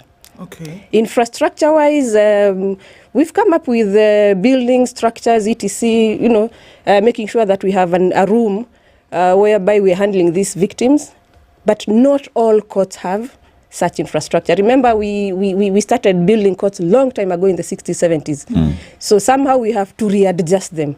And even building new ones, because we partner with so many partners, national government, county governments, building new ones so that now they're able to accommodate this kind of an environment. At the same time, the officers handling these matters, Honorable Kwani and I, for example, are well trained to ensure that you put yourself in the shoes of this victim, empathy, so that they're not re-traumatized. If I may not speak on behalf of ODPP, but what I know ODPP, what they have done is they have launched a child-friendly victim room. So if you look at this room, for example, someone seated out there should not see you inside. But us who are inside here should be able to see.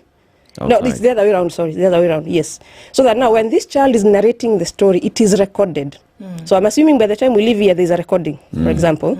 And so re-victimization is reduced in terms of giving this story from the guardian to the police station, to the hospital, back to the investigating officer, maybe the probation officer is involved to prepare a report, then finally come to court, narrate the story all through. When we have this recording played in court, the child is cross-examined, and we are done. Okay. So there is an element of protectionism that is then happening. I imagine that stories of sodomy for young boys who have to go through this horrible turmoil of, first of all, shedding the societal thing whereby you don't talk about something like this, and then having to narrate that again in order for some kind of justice to be done. Do you see that more? I mean, I'm just going to stick on boys because sometimes we forget that they are actually victims of this. Do we see then that more are coming as a result of that protection that has been set up? Is it happening more? We are not seeing many of the cases of the boys who have been sodomized. And I think it's because of the society that we are in. As a man, you're not supposed to say some of the things. And as a man, there's that shame. But we have cases. And mostly it is when the parents actually now realize that there is something that is happening here. Or there are boys who are bold and can be able to say, this and this happened to me. I think it is something that we need to think around and maybe change our perspective to encourage the boys to be able to be talking more. But what I have realized from the cases when we are proceeding, the parents don't want their children to be examined, especially the swabs being taken. Because I have had instances where the parents then will say, look here, the moment then you will be taking the swabs from there, maybe you're also now intruding to the you are private violating. space. Yeah, you're yes. So it is not a very good thing. But we have cases actually, and I think where now it is heading towards is for the boys to be violated more. I believe there are many boys out here who have been violated. Because when I speak to people who are in that space, they tell me, if you find the homosexuals, for example, you will find that majority of those people, they were sodomized when they were young. That was their first sexual experience. And now they grew up knowing, look here, this is the way. This is how people live. This is normal. So it becomes a habit, and it goes on like that. You will be shocked right now. There are even now the families, the stories that we are hearing from out here, is that the families may be husband and wife, man who you've been married for a long time. They say they want SIM too. Yes. So I don't know what is happening on that one. I can't be able to comment. But maybe to talk more on what Catherine had said about the gender desks. Yes, it's expected that all the police stations are going to have gender desks. And that gender desk, it will just be a desk like this one if you don't have someone who is trained. But what have we done as the IWJ? We have tried to train the police officers to man those gender desks. But what happens, that police officer whom you have trained and who knows what to do, then they are transferred to another station. And that is why we have been agitating that, look here, can it be made mandatory at the police training school? That, look here, every police officer is trained on how to handle gender-based violence cases. What kind of evidence are you supposed to take? How do you handle this victim the moment they enter there? Do you keep the underwear, for example? What kind of where do you refer them? Because you will find that there are employment of police officers every year, but then there's not that training. The ones who have been training, I think they are just a drop in the ocean. As she talked about the infrastructure, yes, you will have the infrastructure. And I like what City had said about the proverb, that look here, the knowledge, what will it do to you? You will be having the infrastructure, but if you don't have people who are trained and who understands that wherever that I am doing, it is something that is not going to re-traumatize the victim, then what am I doing? We see that in courts, even the questions that are being asked, including our own colleagues, the advocates. And you're wondering, Counsel, did you just ask that question? For example, when you're asking a child that when you were defiled, how did you feel? It's offensive. How did you feel? How did you expect them to feel? Jesus. Let's stop now. Okay, let's take a break. It's 28 minutes to 8. This conversation this morning is our Justice Thursday conversation. Trauma-informed care for SGBV victims. The Honourable Helen Onkwani is a senior principal magistrate at the Makadara Law Courts. She's also the secretary of the International Association of Women Judges Kenya chapter. The Honourable Catherine Mboro is a principal magistrate and the deputy registrar of the magistrates' courts. This conversation continues shortly. Let's take this break. Ndu, please tell the two honourables about Gigi. Makadara Law Courts, not very far from Jericho.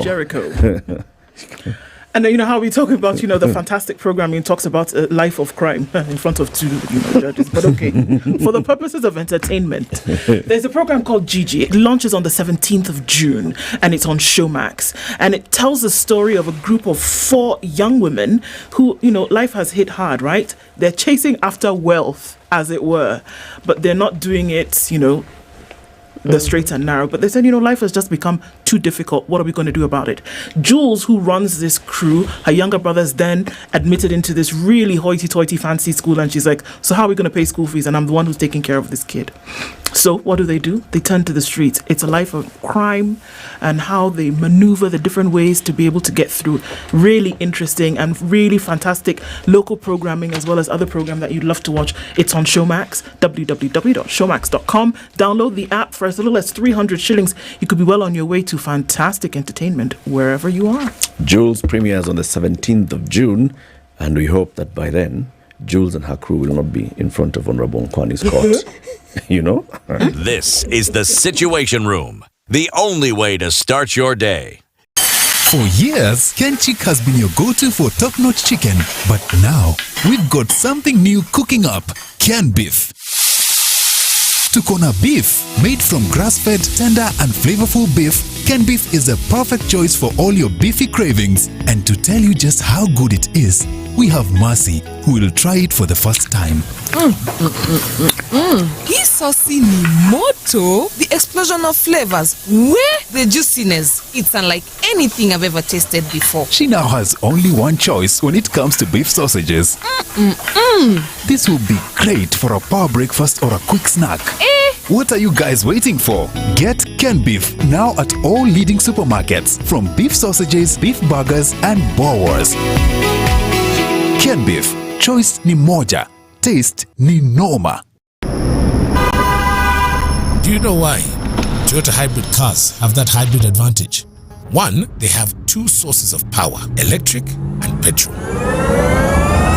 Saving you on fuel, now that's unmatched performance that saves fuel and the environment. Two, the battery doesn't need charging because they self-charge during braking. So, no need to plug in. Three, they will cost you less in service because they have less moving parts, which means less wear and tear. Four, you have peace of mind thanks to that expert care at Toyota by CFAO Mobility. Ensuring your hybrid is always good to go. We could go on and on. But how about you just call 0800-723-222 now and test drive the Toyota Hybrid Advantage for yourself. CFAO Mobility, your preferred mobility partner.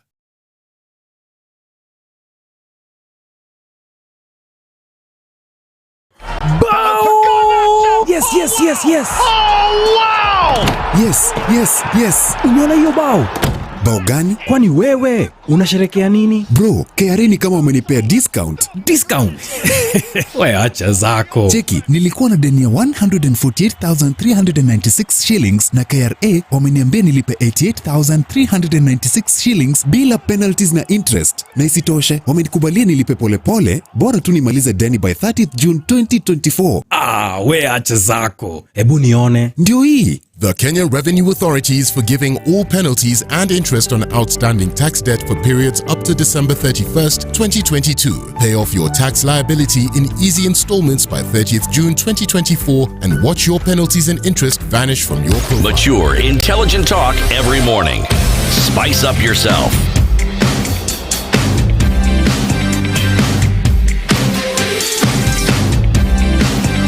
Mornings done right. 94.4 Spice FM, Nairobi. We're back 23 minutes to 8. The Honorable Helen Onkwani and the Honorable Catherine Mburu. We are talking about trauma-informed care for SGBV victims. Siti, you had a question. My question was this.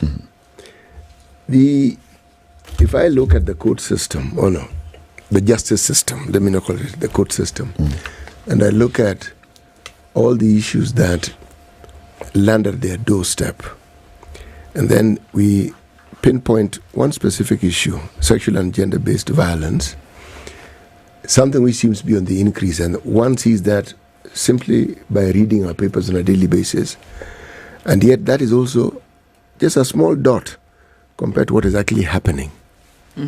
Now, my question was, yes, people are trained. How are they trained? How does this system train all those in this chain to A, understand it, and B, be able to prosecute it in a manner that at the end of that particular process, the person who suffered from this violence actually not only gets justice, but also perceives that they have actually received justice? Now, in the judiciary, we have the Kenya Judiciary Academy, which trains judges and judicial officers. The prosecution, they have a prosecution training institute. For the National Police Service, they have their own training space.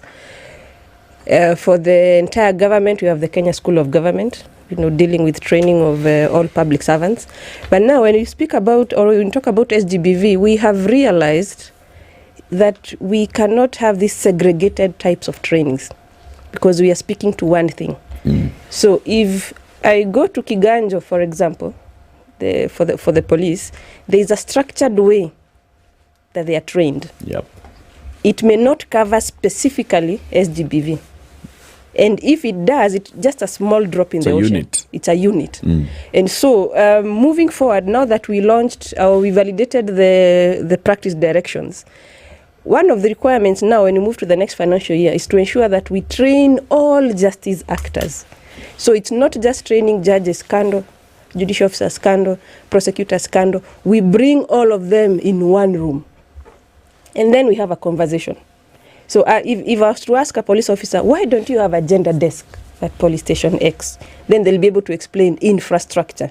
Then what can we do to address this kind of infrastructure problem? Are you saying you have a different curriculum for each of these departments of the judicial system? Yes, they are different. Why don't you have a uniform curriculum? Now that is where we are heading coming financial year, and with the support of partners like UN Women, IDLO, UNDP, so that now when we are addressing SGBV, I'm able to understand from the police, they'll say, I do not have ABCD. So how can we bridge this gap? And then now when we come to court, I'll be able to maybe to explain, my room or my courtroom is not victim friendly. How can we restructure it in such a way that when this victim walks in, they are not traumatized? Okay. There's certain cultural and societal biases that we grow up with. And it doesn't matter what discipline you find yourself in, they are resident in you. When you're talking about gender or sexual and gender-based violence, and then you bring in same-sex conversations, that alone scares many people, irrespective of whether you are in the police, you are in the judiciary, you're just an ordinary civilian. It doesn't really matter. Now, I'm going back to the curriculum again. Do you then understand the need to have people understand and internalize just these, because these are differences. These are not things that people are socialized to actually understand and to put their biases aside. Why do I say this?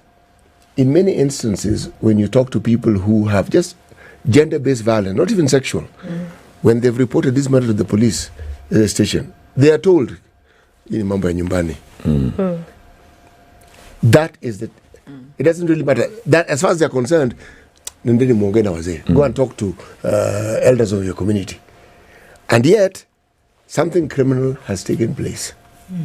Now, that's societal norms and certain cultural upbringing coming to the fore. Is there a plan to address these issues? Because they will interfere drastically with the process that we are now discussing.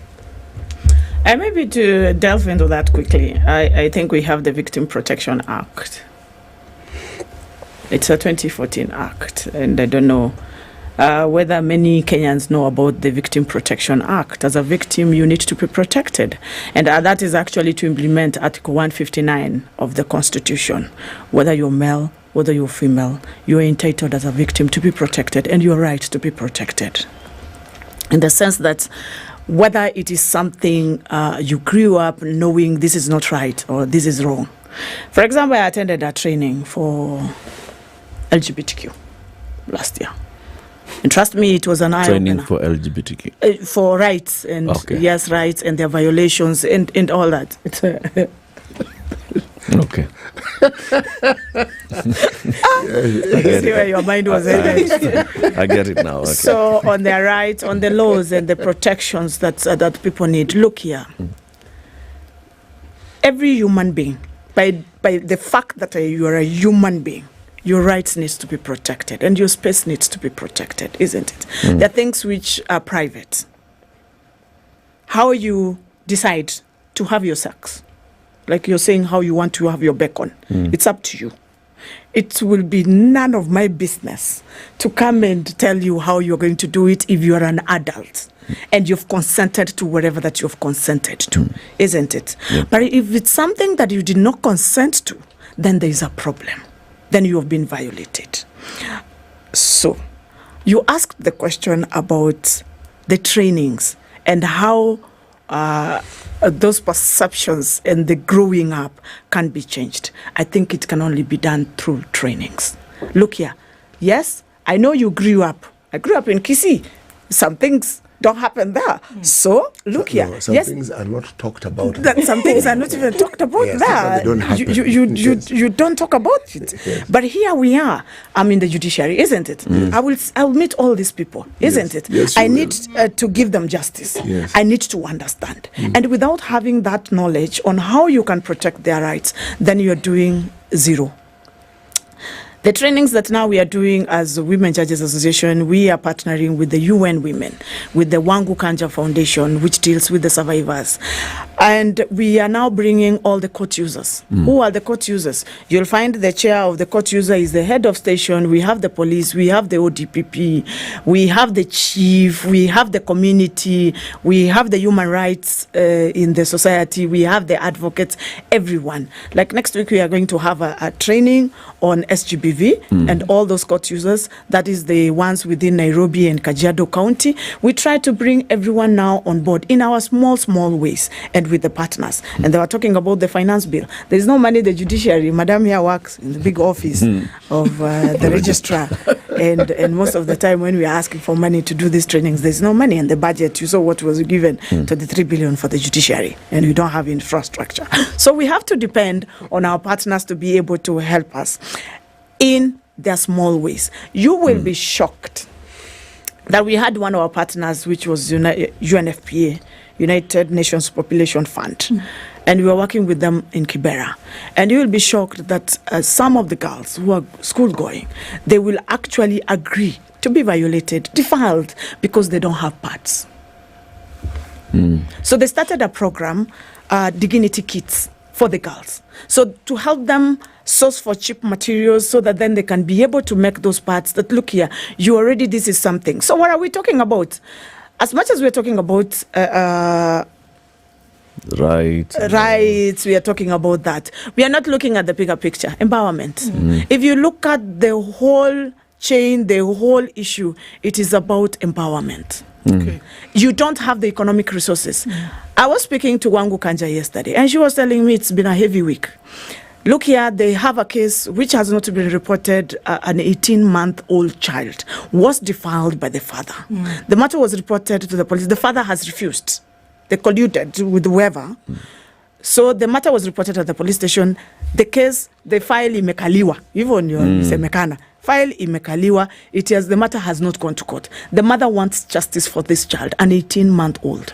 Apparently the father was paid. So it's crazy out here as we talk about it. And the question then I will be asking, yes, the people have gone through the justice chain system and someone has completed their case. What happens after? I am told even the counseling and the psychosocial support, it goes on for around 6 months after that. But does that trauma go away? What mechanisms do we have? How are we going to follow up on this? Is it a way in which the country needs to take it up? And that is why we are having mental health issues and people killing one another and people committing suicide. For sure, it must be asked. I mean, look, and I think, how do you then deal with some of the silent, unspoken issues? One that's not so silent that came out, it was on Tuesday, so we saw this horrible story of a 4-month-old child who was defiled by an 11-year-old child. How do you deal with something like that, whereby it's a shame, first of all, the mother doesn't know what to do, the parents of the 11-year-old, what do? You take it to court? Who do you speak to? How do you go around? But this is one story that has been reported amongst many that people don't speak about. So what kind of justice then are we able to apply to some of these cases? What do you do? Where do you go in such a case? Who reports whom? Can you take that 11-year-old child to court? Do you have them arrested? How do you deal with a 4-month-old child who's not able to swallow properly, talk less of speaking about what happened? 4-year-old baby. What 4-month-old baby, rather. In such cases, what do you do? Which is obviously leading to the mental health burden.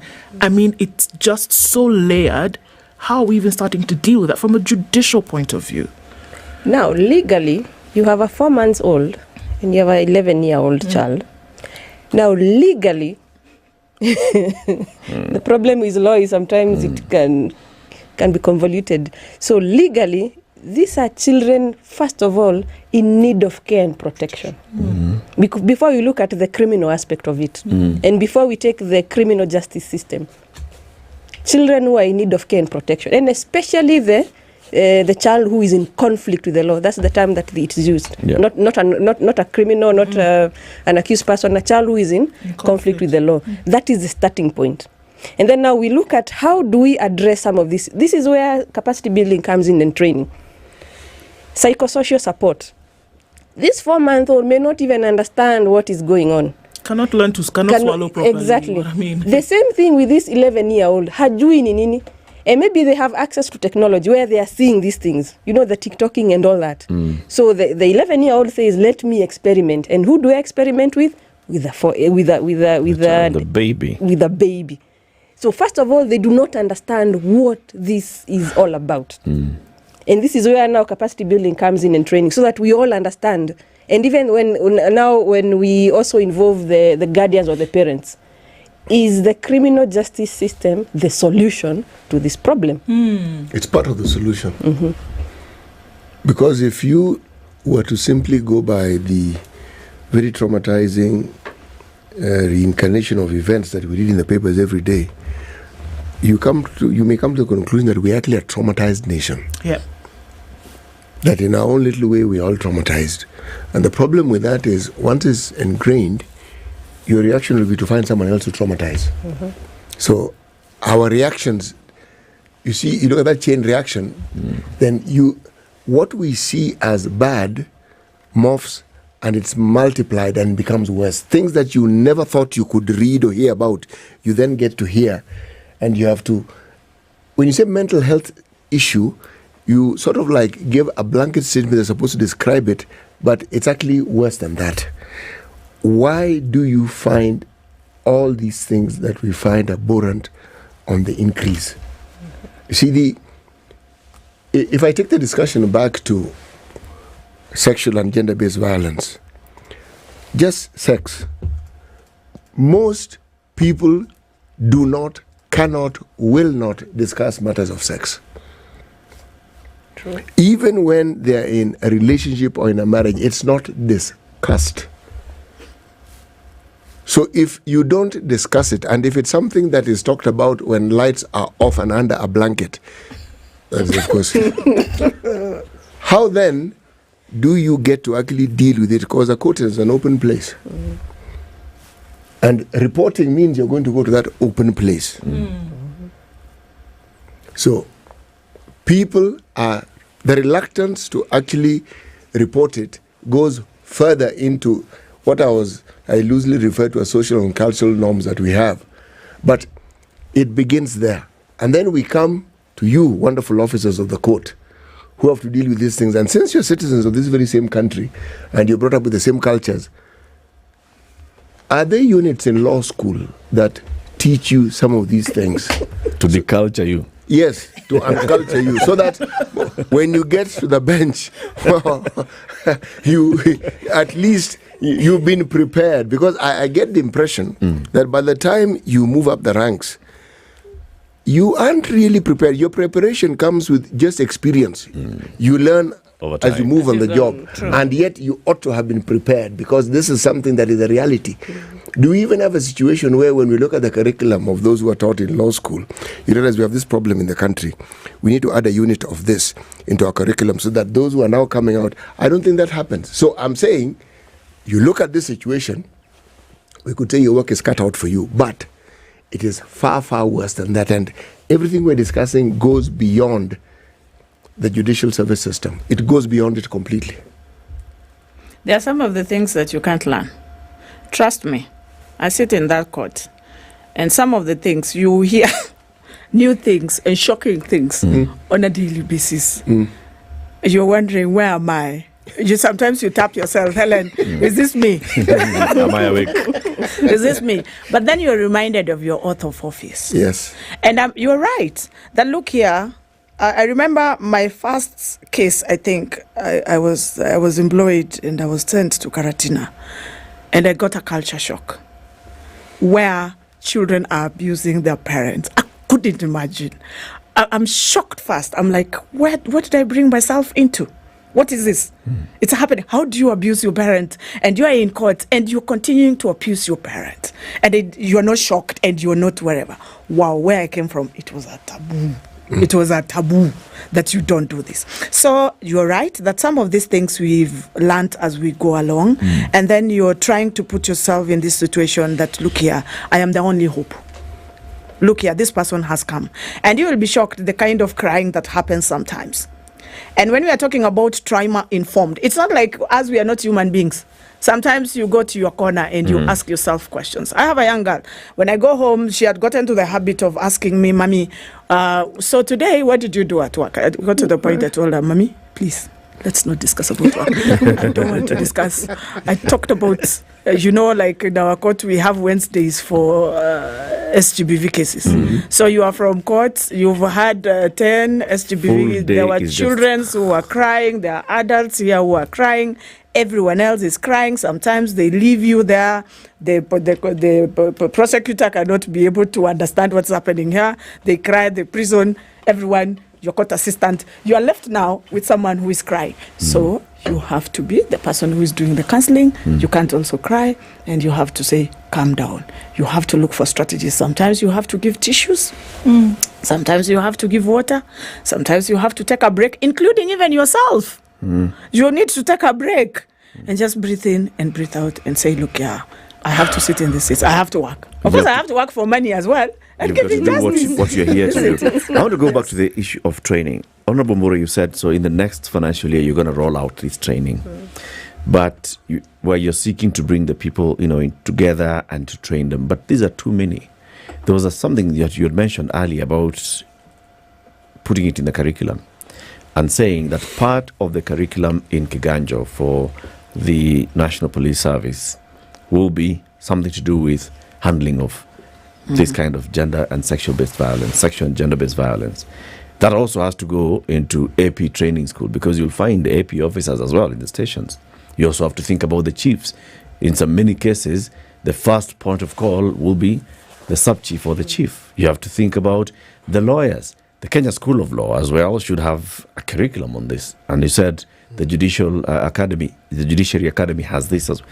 But there are more prisons training school. They have to also go through this. Is there such a plan to actually come up with a unified curriculum, even if it's going to be a unit or something that is trained across all these training institutions for all these actors in this chain? Yes, there is such a plan. Include doctors in that list. Doctors as well, yes. Yes, all those professionals. Yes, the plan is there. That's why we have support from the UN Women, the UNDP, the IDLO, because we can't do it on our own. In terms of finances, we are not able to do that. There is a book called What They Don't Teach You in Harvard. I'm sure City has read it. And so in this case, when you talk about all this, it is what they didn't teach me in law school. It's what they didn't teach you. What did you learn in school? Many things. Many things. What they didn't teach you in that one. what they didn't teach you, in your line, the line that you took. So that now when we sit and say, look, there are emerging issues which are coming up. Long time ago, we never thought about counterterrorism offenses. Now these are emerging issues. Cross-border offenses. These are emerging issues. Sex trafficking, human trafficking. We can't bury our heads. When you're looking at the actual curriculum of probably, let's say, the Kiganjo School or Kenya School of Law or the universities. Now, if we have to amend it, there is a whole procedure or process of going through about it. So instead of us waiting until that time, why don't we sit as justice actors and chart a way forward, of course, with the support of the different partners that we have? What will be contained in this curriculum? We may be assuming you know what gender-based violence is. Yeah. Surprisingly, you may find even nurse professionals, some of us do not really understand what it is all about. So that is where we come in. Yes. That's going to be a big one, because you also have to address what you said as a challenge. You've trained an officer, the officer has been transferred, so you have to keep training and retraining. Yes. You've trained a magistrate, the magistrate has been transferred, or the magistrate has been promoted, or they've now become a judge and they're no longer dealing with these issues at that level. It's a good thing that they're still in the judiciary, but they're not. So how do you address that? Is it going to be continuous training then? Continuous and targeted to every officer. Of course, it's futuristic. There's somewhere we have to start. It's a dream which has to be realized. So if we say today we are going to train 10 officers, who are these officers? Where do we start? So that we ensure each and everybody who is involved in the justice system goes through that particular training. Time flies when you're having an interesting conversation. Maybe to add to that, is up. Maybe to add to that before our time is up. Myself and Honorable Kate, we sit at the case types committee that was formed by the Chief Registrar of the Judiciary with the support of the Chief Justice. I know, as you are aware, there was the rollout of the SGBV courts, and there have been issues about those courts. The first one was in Shanzu, and they said, look here, in Kotiangono. So we have, in that committee, we have come up with a report and the case types, and it's going to be called Agenda Justice Courts. And it's going to have all the mechanisms, including how do you fall out, including the civil case. If, for example, you are the perpetrator, then you need to compensate the victim. Honorable Helen Nkwani, Senior Principal Magistrate of the Makadara Law Court and the Secretary of the International Association of Women Judges Kenya Chapter, Honorable Catherine Mburu, Principal Magistrate and Deputy Registrar in the Magistrates Court. Thank you for joining us. It's been our Justice Thursday conversation. It's news time, 8 a.m. Before updating their meters. Unlike the year 2000, when the IT industry really made a kill because they were paying, or you needed to pay to ensure that your system is compliant. For this particular one, we are saying it's absolutely free. No cost implication. Unlike the year 2000, this one is zero cost to the customer. The only thing you need to do when it's your turn, you key in the two codes which are sent to you, one for resetting and the one for updating, and you're home and dry. There is some little time which we can actually use to ensure that everybody's on board. But definitely, unless someone updates, by the deadline, if you buy any tokens, you would not actually be able to load. He went ahead to say that only prepaid customers will be affected with the update process. In the country, we have a total of 9.6 million meters. Out of these 9.6 million, 7.4 are prepaid. These are the ones who are going to be affected. The 2.2 million who are using postpaid will not be affected in any way. But for the 7.4 million, each and every one of them has to be updated with these two codes. The first one is reset, the next one is update. He further said that those who have idle meters who are probably not in the country will have up to November to update them. Our intention is really to reach out to all the landlords to ensure they are updated. But in the event that they are idle, at the point when they would need to use them, they will definitely be required to update them. The same codes would still be available for them to do so. The only issue would be if you will not have updated your token meter or your prepaid meter, anytime after November, you would not be able to load the tokens unless you follow the same procedure. Learning may be affected in JSS primary and secondary schools if their teachers make their word true and go on strike. Kenya Union of Post-Primary Education Teachers has threatened a nationwide strike in solidarity with 720 intern teachers dismissed by the Teachers Service Commission. KUPPET Acting Secretary General has issued a 2-week ultimatum to TSC to reinstate the teachers, arguing that they failed to live up to their promise that striking teachers wouldn't be victimized. We are asking the Commission to consider their decision that all the teachers should be transited to permanent and pensionable terms, because from the standpoint that these people and served this country for 2 years for free, and now you want to be, to tell them to go home and to condemn them into joblessness without even being heard. The union will not allow this to go on. 2 weeks ago, TSC and KUPPET signed a performance agreement to end the protests that had affected studies in JSS schools. The teachers were demanding for a permanent and pensionable contract. FBI Director Christopher Wray has pledged to continue working with Kenya to ensure stability in the region. He said with the ongoing threat from Al-Shabaab, there is need for continued cooperation and collaboration with security agencies. Wray was in a 5-day visit where he met different agencies including DCI, NIS, EACC and the ODPP. DCI Amin Mohammed conveyed his appreciation to Wray and the government of US for the immense support the Directorate has continued to receive through sponsored training locally and a broad donation of state-of-the-art equipment and enhanced information sharing networks. The US Embassy 1998 attack, the Westgate attacks, the Dusit D2 attacks, whereby our various security agencies were operating in silos. Then we said, why can't we all bring them like a one-stop shop, and whereby now we can exchange information and ideas, and we have really registered a lot of success.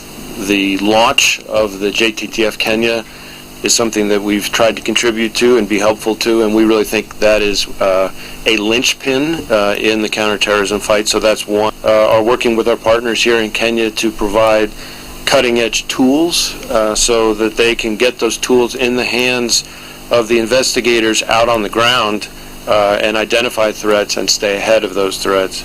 That's the Newswire. I'm Leah Ubaga.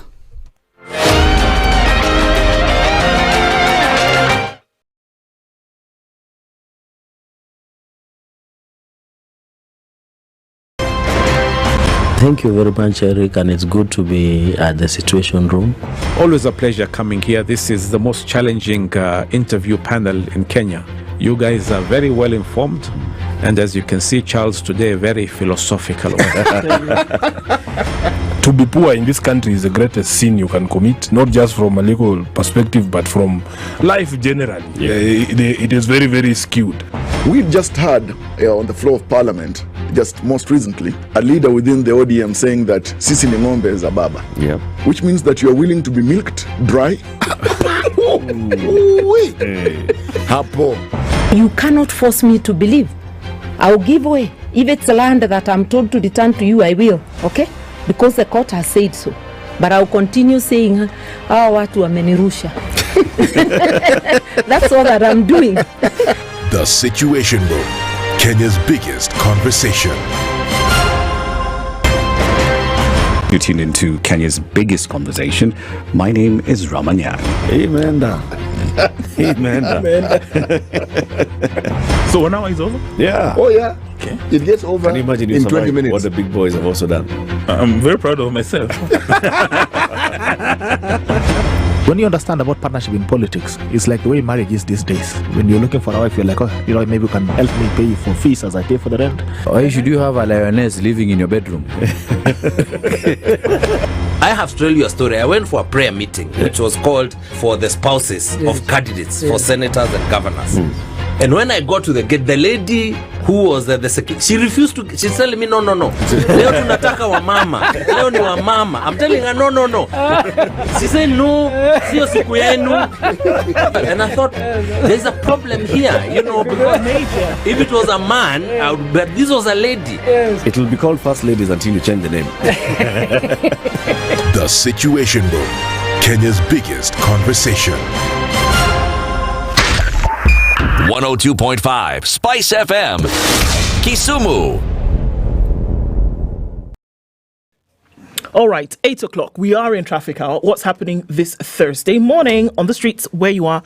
On Langata Road, heavy traffic is coming in all the way through towards the Uhuru Garden interchange, and coming out then towards the Nyayo Stadium roundabout, and then onto Uhuru Highway. There's traffic heavy on the Thika Superhighway coming in from the Allsops Junction. Limuru Road has packed up as it has coming out of Westlands. Let's take a look quickly at what's happening coming in from Lower Kabete through towards Spring Valley. That's busy as well. But generally, Westlands is not looking too sticky this morning. Ngong Road is busy, and Outer Ring also busy, very busy, taking in traffic that's coming off of the Eastern Bypass and then through towards North Airport Road. You get onto Mombasa Road without too much of an issue and into the city with no problem whatsoever. Kangunda Road is also still pretty busy right about now. We're going to keep an eye on things and see how they progress. We'll talk on SpiceFM KE on X, hashtag the Situation Room.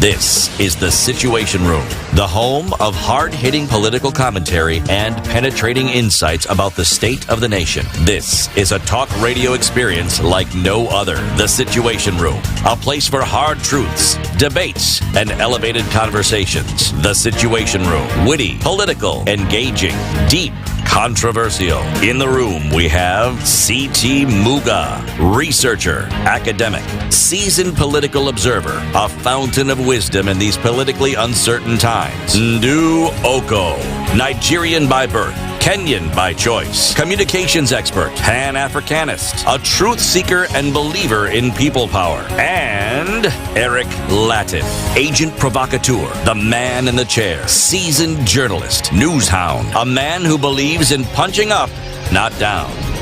This is the Situation Room, the only way to start your day. 9 minutes after 8, how are you doing? Welcome to the third hour of the Situation Room. This is Kenya's biggest conversation. So, Carrie, 30th of June, what happens? 30th of June, so you have to sort out taxes, and maybe you haven't paid in the year ending 2022, and then there's been interest and all kinds of things that have been locked onto this principle that you owe, right? So KRA says we can understand that things get a little bit elephant every now and then. So what we're going to do is we're going to give an opportunity for you to apply for amnesty.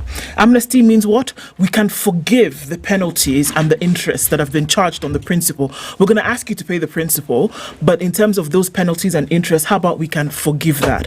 But in order for that to happen, you must apply to us. You must tell us, this is my problem, and let's figure it out. Yes. So there's an easy way to do that. You can pick up the phone and dial 0711 099 999. Speak to somebody there. They'll walk you through the process. Or if you're tech savvy, you got this, get on to www.kra.go.ke. Go to iTax, and then you go to the Debt and Enforcement tab. Under that, you'll find the amnesty, tax amnesty application. Fill it out. Do the thing. Get yourself sorted. And we move. My friend, it's a big thing. Also, now let's talk about what's happening.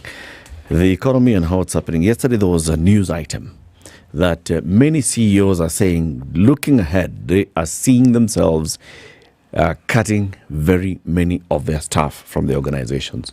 People are going to lose their jobs. So what happens when you lose your job? Okay, what do? Like, you had a salary, you had planned for the salary, it gets to this point, you don't have a salary.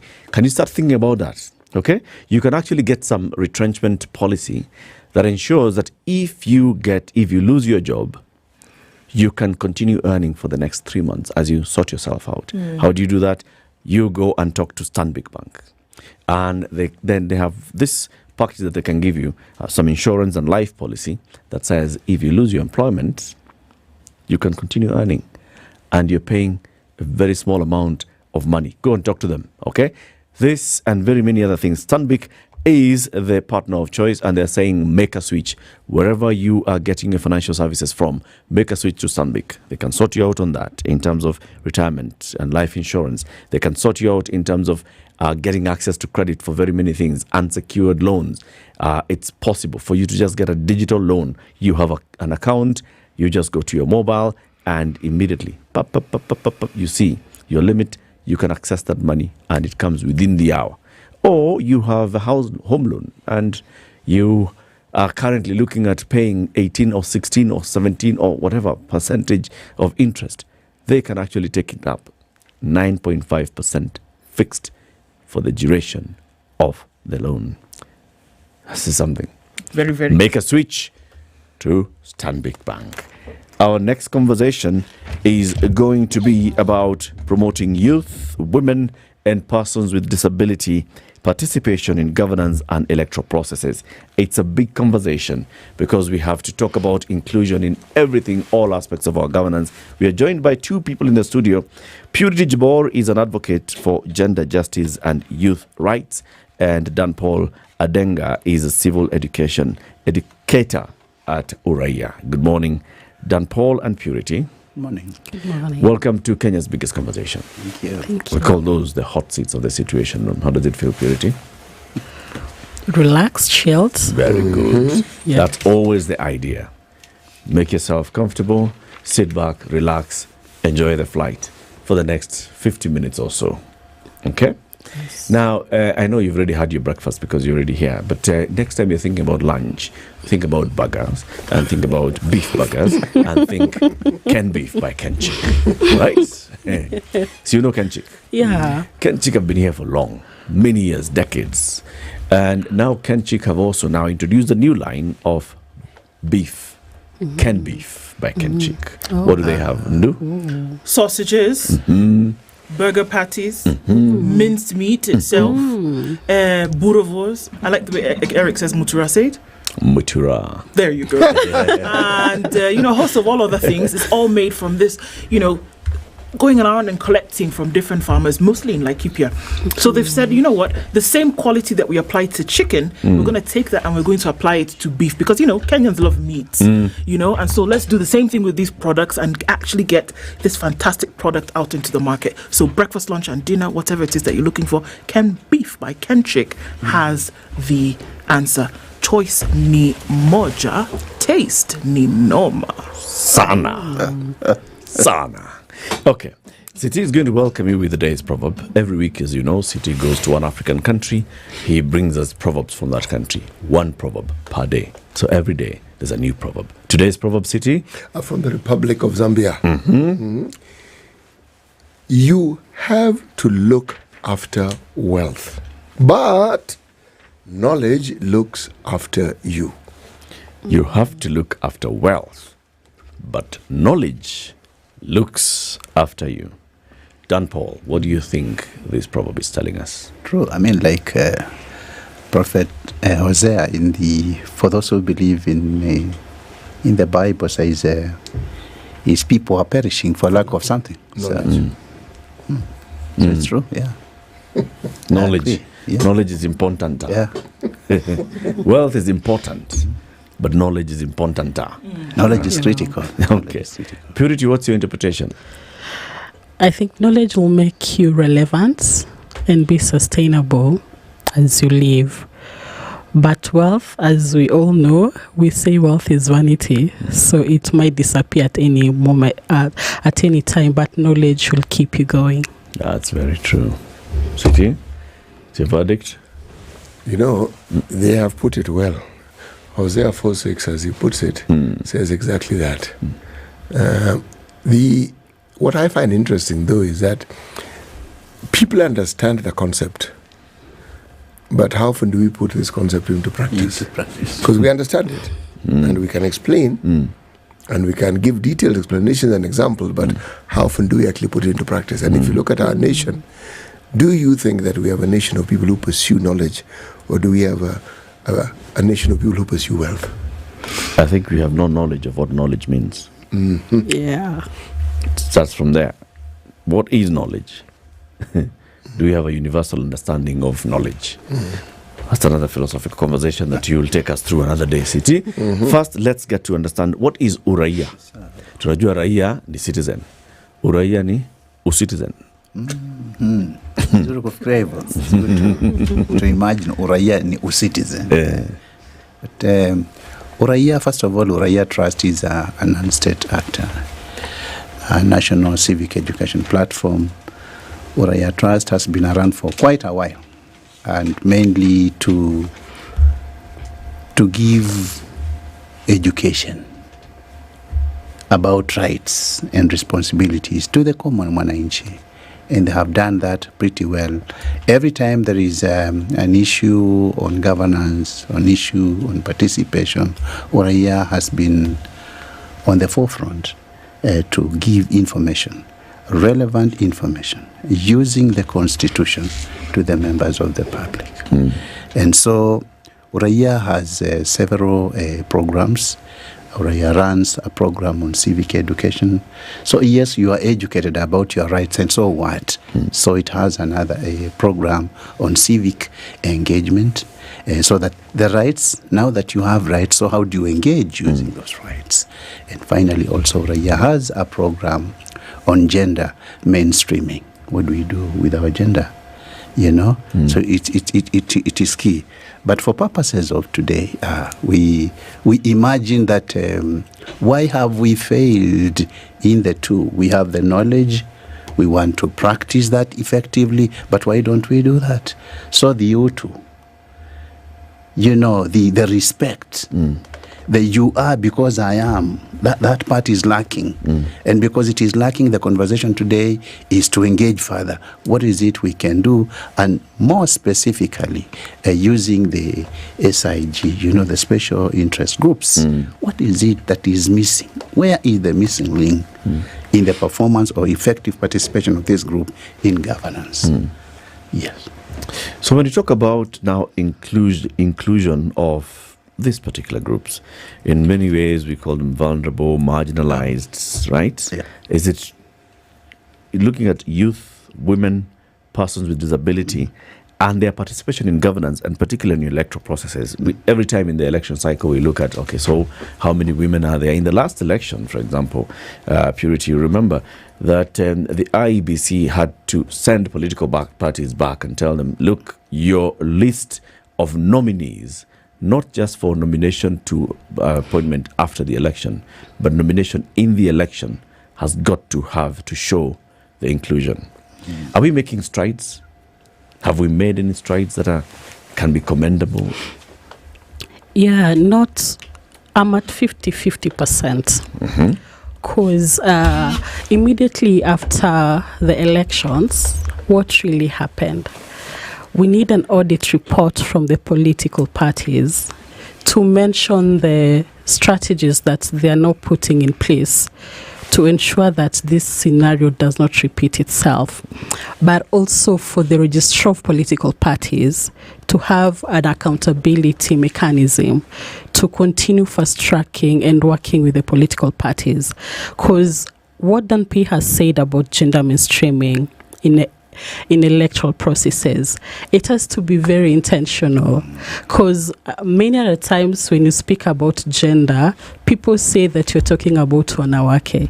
Who said gender is about wanawake? Gender is about how you've been structured, how you've been socialized to live with people or even within a community. And so you'll find the same characters or the social norms that you left your village with is what you're bringing into the political party scenario.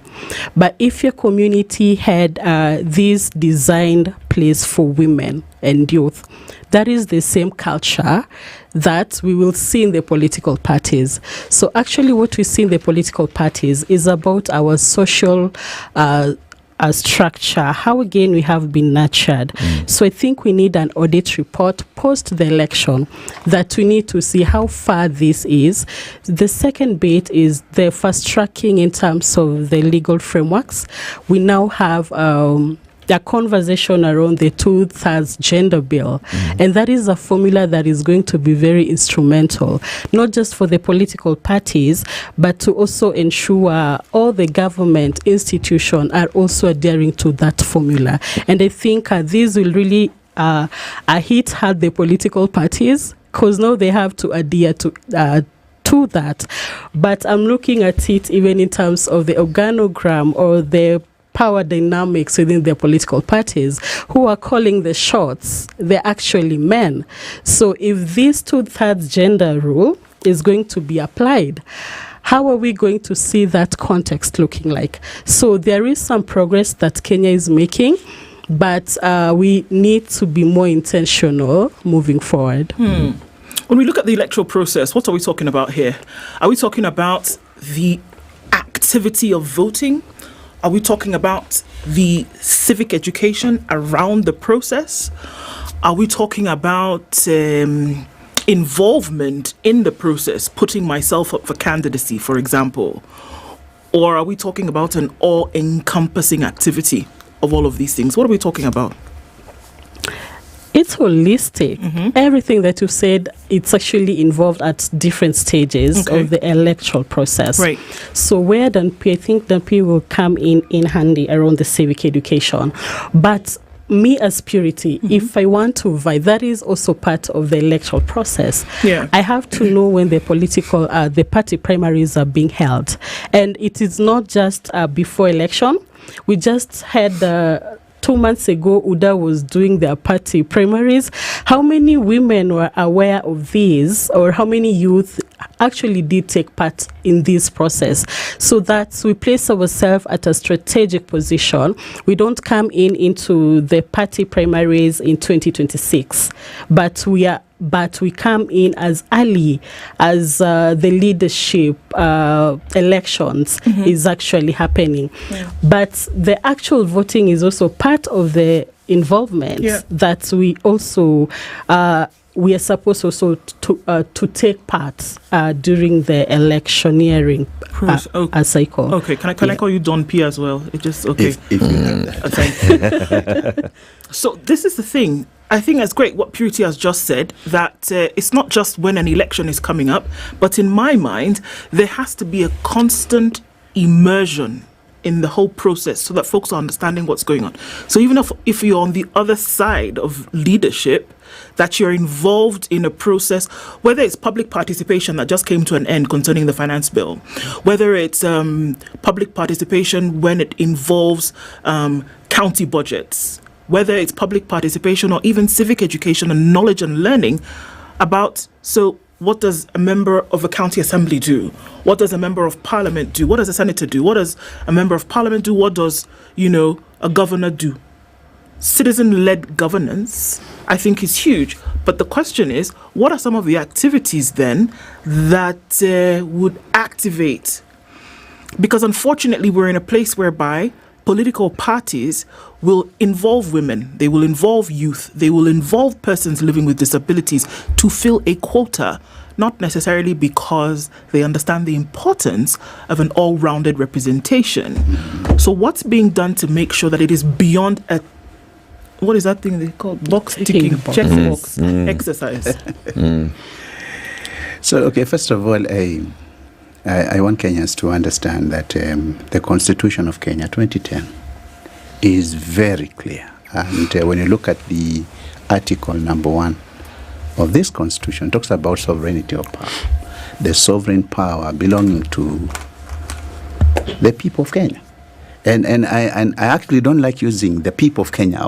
I would love to say that sovereign power belongs to me as a Kenyan, and you as a Kenyan, irrespective of race, irrespective of your ability to speak, irrespective of your status in life. That power, you have it inherently. The Constitution goes further, sub-article 1 and 2, how that same power can be used. Direct or indirectly, it goes further to say that. So it does not stop at when it has got to be used. It says when it should be used. So ideally, every Kenyan should use that power with background knowledge on how it should benefit him and brother. I say this with a lot of sincerity, that we tend to imagine that power is only used during voting, and that's it. I don't think that should be the case.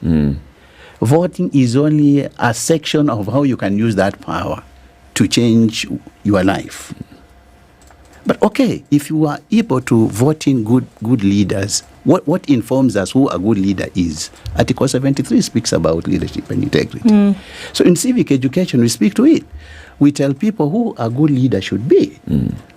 Article 10 speaks about the values that leader should bring on board, including but not limited to inclusivity, public participation, the rule of law, and issues like that. So it is very clear what a leader should have before even we elect them. The problem is why? How comes it doesn't appear to be the case after the deal has been done? How comes it doesn't appear to be the case? And now, for purposes of today, the political actors, like Puri said here, in fact, looking at the gender, political actors there, the activity is not safe. For the other gender, it's not safe. And she used the UDA look at the shambolic way it was carried out. I mean, I'm aware, and you all are aware, that the activity has been called off or something, suspended, for lack of a better statement. Whatever that happened in Nairobi was suspended. Assuming that actors like the PWDs, the youth, and the women were also contestants in this, it gives you a scenario how it played. Okay. So for me, as a civic educator and an engager of issues on governance, the things that we do is first to give rights, to teach about rights, and help the members of the public to know how to engage, and not only engaging, but engaging meaningfully. Yeah. Because I think we engage, but we don't engage meaningfully. When talking about the budget, what contributions have we done as the fourth estate, for example, to inform the changes in the budget, in the finance bill? Because it affects us. It affects all spectrum of the society. It affects not only the politicians, it affects actually everybody. But I think what we try not doing is speaking out our voice, and not only speaking our voice, but our voice needs to be heard. But it can only be heard when you have factors, when you have evidence-based. I did an analysis the other day on basic education in the county of Nairobi. And I tell you, if I were to share with you data on basic education in this estimate, it would worry you, notwithstanding whether you have a child in school now or not. So the point I'm trying to say is Kenyans have rights, but time has come when those rights must be now taken forward. And that's what Uraya is saying. Let's begin to engage, and engage meaningfully. That's where the proverb comes in. You need knowledge. A knowledgeable population then engages meaningfully. Let's take a break at 8:30. Today we are talking about promoting youth, women, persons with disability in participation in governance and electoral processes. We are joined by Don Paul Andenga. He's a civic educator at Uraya Trust, and Purity Jabor, an advocate for gender justice and youthful rights. We'll be back shortly. Tell them about Gigi that comes live on the 17th of June. So you've heard of Showmax? There's a group of girls, right? There's a group of 4. The leader is called Jules, and the name of the program is Gigi. And it goes through the intrigues of this group of girls who are trying to make life work. All right, not glorifying crime in any way, but that's the route that they've chosen to go. And so this new show, which premieres on the 17th, is looking at how they get through life. And they've chosen a life of crime, and it's going through the intrigues of the different things that they've had to do to make life work, and the different things that they've gotten themselves involved in to make life happen. It's very interesting. And you can find this and other great entertainment on Showmax for as little as 300 shillings a month. You download the app, or you log on to the website, you register, you can download and watch later. It's entertainment on the go, all in HD. Shika Showmax. This is the Situation Room, the only way to start your day. You know that feeling where there's like a pain at the back of your head? What? You almost want to... But what about that moment when the pain finally starts to fade away? That moment when you go back to ordinary, to being your best self again. And it feels so good. Get effective release from strong pain with Panadol Extra. Panadol. Release starts here. If symptoms persist, seek medical advice. Always read label before use. Mi nimechoka. Unaniharakisha and you can see I'm in heels. Tulianzia Moi Avenue, then Kenyatta Avenue. Sasa tuko downtown. Kwani we are lost? Baby, no. Almost there. Nivile, I have many bank accounts in many banks. Let's cross the road. Okay. Ona karibu nigongwe. You know my heel is even broken. I'll buy others. How do I walk now? You don't need to bank all over the place. At Stanbic Bank, we offer a range of banking solutions from 7 million in digital unsecured loans up to 14% interest on savings, 9.5% fixed rate on home ownership, and so much more. Start a chance to win 1 million. Open an account and switch your salary to Stanbic Bank. Or for existing clients, increase your balance by 50,000. SMS SWITCH to 22208. Promo ends 5th September 2024. BCLB number 000105. Terms and conditions apply. The weather with Spice FM. The sun is peeking through this morning at 13 in Nairobi. We'll see highs of 25 and lows of 12. We're looking into Nakuru, where we'll see highs of 25 and lows of 13 this sunny Thursday. It's 16 and sunny in Nyeri with highs of 23, and at 14 Eldoret sunny with highs of 24 and lows of 12. Into Mombasa, where the sun is up at 25, highs of 30 and highs of 30 as well, and a mostly sunny Malindi at 27. It's 21 and sunny in Kisumu with highs of 28, and we'll see highs of 29 in a sunny Kakamega, currently at 19. Into Kampala, it's sunny at 22, highs of 28, while Dar es Salaam at 24 will go to highs of 31. Johannesburg, it's sunny, it's 7 degrees, highs of 18 and lows of 6, while Mogadishu sunny through Thursday at 27, currently highs of 31. It's 17 and sunny in Addis Ababa with highs of 23, and we'll see highs of 31 in a sunny Lagos at 25, going to highs of 31. Kinshasa is sunny at 20. Chilled Spice.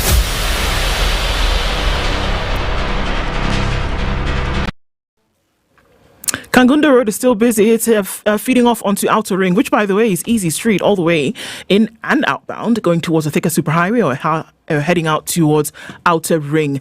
So that traffic that was just a little bit crazy on the eastern bypass has, leveled off, going through towards North Airport Road. It's a bit sticky coming off of Langata Road. Some of that will go towards Raila Odinga Way. The rest of it is all going to clog up onto Uhuru Highway. And then into the CBD. The Thika Superhighway hasn't been too crazy this morning. We're seeing just maybe the last of it as you come through towards Survey. Kiambu Road in different parts as you get to Karura Gate A, actually, and then heading out towards the city. That's where most of it is happening. Not much in terms of drama this morning. Keeping an eye on things, however. Let's talk on SpiceFM KE on X, hashtag the Situation Room. Mature, intelligent talk every morning. Spice up yourself.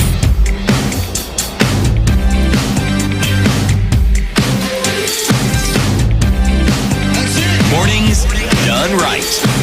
94.4 Spice FM, Nairobi. Our conversation continues. It's about empowering the citizens, promoting youth, women and persons with disabilities participation in governance and electoral processes. Don Paul Andenga from Uraia Trust and Purity Jabor, who's an advocate for gender justice and youth rights.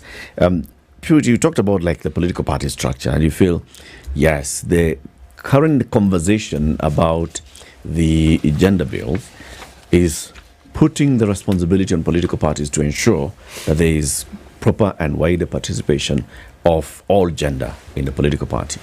But then we look at the leadership of those parties. What I heard you saying is the ownership of those parties, right? Because we look at it in leadership, is UDA has its owner, ODM has its owner, Jubilee has its owner, Wiper has its owner, NAC Kenya has its own. That's how we look at it. But it should be the other way around. It should be that the owners of that party are the members of the party. And if the members of the party are actually the owners of that party, then the issue of gender would not really be a bigger issue, would it be? Yeah, because when you look at the comparison between soccer management and political parties, you see clubs are being managed by the stakeholders, and that is why they are excelling. But what happens to the political scenario?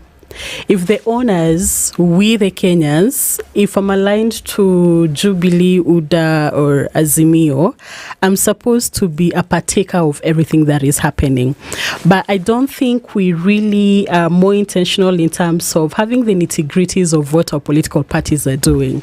And I think the main responsibility, just as the clarion called by Uraia, because Kenyans have a right, we also have a responsibility.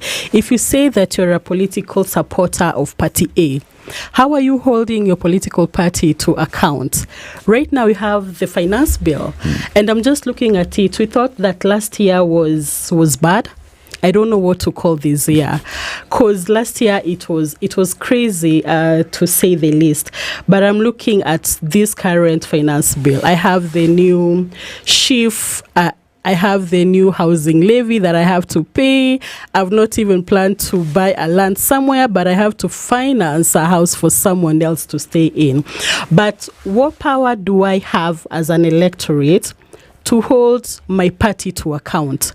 What if Kenyans today wake up and write a petition to their political parties and just watch them and let them know, as you come back home to your constituency, this is what we want you to go and represent to the National Assembly? Then I think that will kind of be a turning point for our political leaders. But the place of young women to speak where again I belong, are looking at the recent election. I don't know if we all know that only 1% of young women were elected. In which election? 2022. 1%. And that is why when you look at the current finance bill, how gender responsive is that bill? It's because the people who are supposed to inform it, to have a lens on it, are actually missing. But to what extent are we also comfortable and confident and say, if I go to Hilton Garden Inn and submit my memo, it's going to influence the revision of that bill. So I think we have so much power, but the place of apathy is also what is killing us, because we've reached a point where what we saw last year, we did memos, but the final finance acts, we did not see any changes. It was actually even made worse for us. May I ask, are we actually in today's, just like what Eric is saying, if everybody owns the party, we know, it's not a mystery. We know that political parties in this jurisdiction are crafted around an individual. If I have a particular agenda, and that agenda being voted into government, I will form a political party today. It doesn't start with ideology. So my question is, do we still, when we're looking at representation or education around the political process, knowing full well how a lot of these parties have been founded, should we still go to these parties for them to entrench these things that we are looking for? When we know full well that that is not what they've been established on. It's like banking on a cow to lay an egg. It's not going to happen. So should we still go back to them? Or is there not another thing that Uraia, and when we're talking about the people, you and me then, should be involved in? We have to go back, and I think when you put more pressure, we saw yesterday Coca-Cola gave their ultimatum. We saw a lot of big companies giving their ultimatums into the finance bill. And that is the pressure that you can still use into the political parties. But they have been founded on something totally different from this thing that you're talking about. People get into a political party, they coalesce around an individual and not an idea. But then we're still going back to them and asking them to do something that they were not founded to do. So you have to go back to the drawing board, where now the civic education comes in, that when we share information and pass over knowledge on how it has to be structured, then we're going to trigger the changes that we want to see into the political parties. So what process do you use in ensuring that the populace is sensitized or gets to understand what it is that you're putting across? When you say putting across, means we have an idea that we're putting across to the populace to understand. And the idea is education power, the knowledge power, on their civic, their civic rights. Basically, that's our mandate. So again, in the intro, if you got me very right, I said for a decade or so, Uraia has been civic educating members of the public on their rights. And I want to believe almost 80 or thereabout, or 70% Kenyans know their right. And you can see that. when you see a traffic marshal manhandled by citizens and arrested and taken to, you've seen those incidences. It tells you some Kenyans now really understand their rights. But what is Uraia doing to take Kenyans to the next stage? The next stage of engaging is identifying platforms that Kenyans can use to engage and engage effectively. And I'll use an example that Puri has used of the budget. That you can only change issues within the budget bill through a political party. That's what we said. That seems to be the ideal. And you can do that using a memo and thereafter a petition if the memo is not attended to. But we are saying, what is the content in that memo? So Uraia has to help you put up a memo that has verifiable data, which data you can use or any mwananchi can use to bring up a case. Now let me use a case for this year's budget. And for purposes of Nairobi, since we are in Nairobi now, the budget for Nairobi is give or take, not as huge and not as small. But how many of us know over 40 billion? Yes. How many of us know the content in that budget? So what Uraia is doing now... How many of us know? How many of us are interested in knowing? No. Can you imagine? So if you are not even interested into knowing, then you won't even know. But ultimately, it affects you. Yep. So the idea begins from this budget is going to affect you and I. So the reason I must be part of it. So what Uraia does... The reason why I ask is when we've had people who work within the civil society and the agenda they have is one which seeks not only to empower the citizenry, but seeks to also inform them through education and other processes. And I'm going to ask you the question I asked them. How involved are you with the youth? Because someone who is my age, if I do not know my rights by now, the likelihood of me getting to know them is slim, because it's not that I don't know them, I'm not interested, I don't really care. But those who are younger and who have read about it, now, through rote knowledge, they may actually understand it and they can parrot it.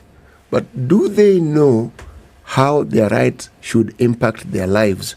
And do they understand the responsibility they have, they, not the people they elect, to ensuring that these rights actually achieve the purpose for which they were intended? So my question, within schools, do you have clubs that deal with, or do you help, do you promote, do you talk with the Kenya Institute of Curriculum Development? Why am I saying this? For these rights to take root, there has to be an entire generation who actually understand it and who can apply it. I belong to the generation that was brutalized and were manhandled, so we are a little confused. We understand these rights, but we are afraid because our lived experience with government and with systems are that you have to be cautious. You need a younger generation who have been introduced to the 2010 Constitution, who need to take it up as they should to understand how it is, beyond delegating, how you ensure that to whom your power has been delegated actually does what they do. My generation, we are hesitant. I hear what you say. I can only sympathize, but I can tell you there's some light ahead of the tunnel. And yes, if you have been very keen, you may have seen what it is that is happening in our primary schools on areas of election. They actually use the model of IBC. Now, for them to do that, there is a very clear indication that they have been taken through the voting system, as it were. And so what Uraia is doing in partnership with other actors is basically to drive this discussion into the different levels, including the education level, including all other actors. But what Uraia does mainly is to give the information. What other levels will do without information really is not for Raya to make any judgment. But Yeah. the information that we give out, including to the fourth estate, is balanced information. What the fourth estate would do without information, really, is now up it's to not us. our business. You had Now started giving us something, some info on Nairobi. Yeah. Yeah. I wanted to speak to, he says, the youth, mainly the youth. The way Uraia Civic educates masses, the target mainly are the youth, the women, and the PWDs. The entry point is the youth who are in a way organized. And what is organized? The border shed, guys who sit up in some shed and do their own business, kawaida business. That's the entry point. The local mwananchi, the mama bogas who sit in Kangemi or Marikiti, that group, that organized, that is the entry point. And once we every time we have done this, we tell you that the future belongs to the youth. And they would want to see a better future. And we are glad now we are having discussion. We didn't have discussion those days, the Lancaster House conferences. We didn't have that discussion. It was imposed. Now there's a platform for engagement. And I'm happy to say we can see success stories among the youth. At least the current parliament, you know the number of youth who have been elected. The question is as to whether they have brought on board the change we are looking out for. Is neither here nor there, It's and work in Uraia progress. cannot be the judge. Only Kenyans can be the judge. Yeah. Now, speaking to the budget, again, I tell participants that for you to understand a budget, go to a sector, because budget has very many actors at sectorial levels. So for you to understand intently any budget, go at sector level. Now the budget for Nairobi, if I were to do a budget analysis for Nairobi and just pick out on one sector, and I'm so interested among others who are marginalized, the children.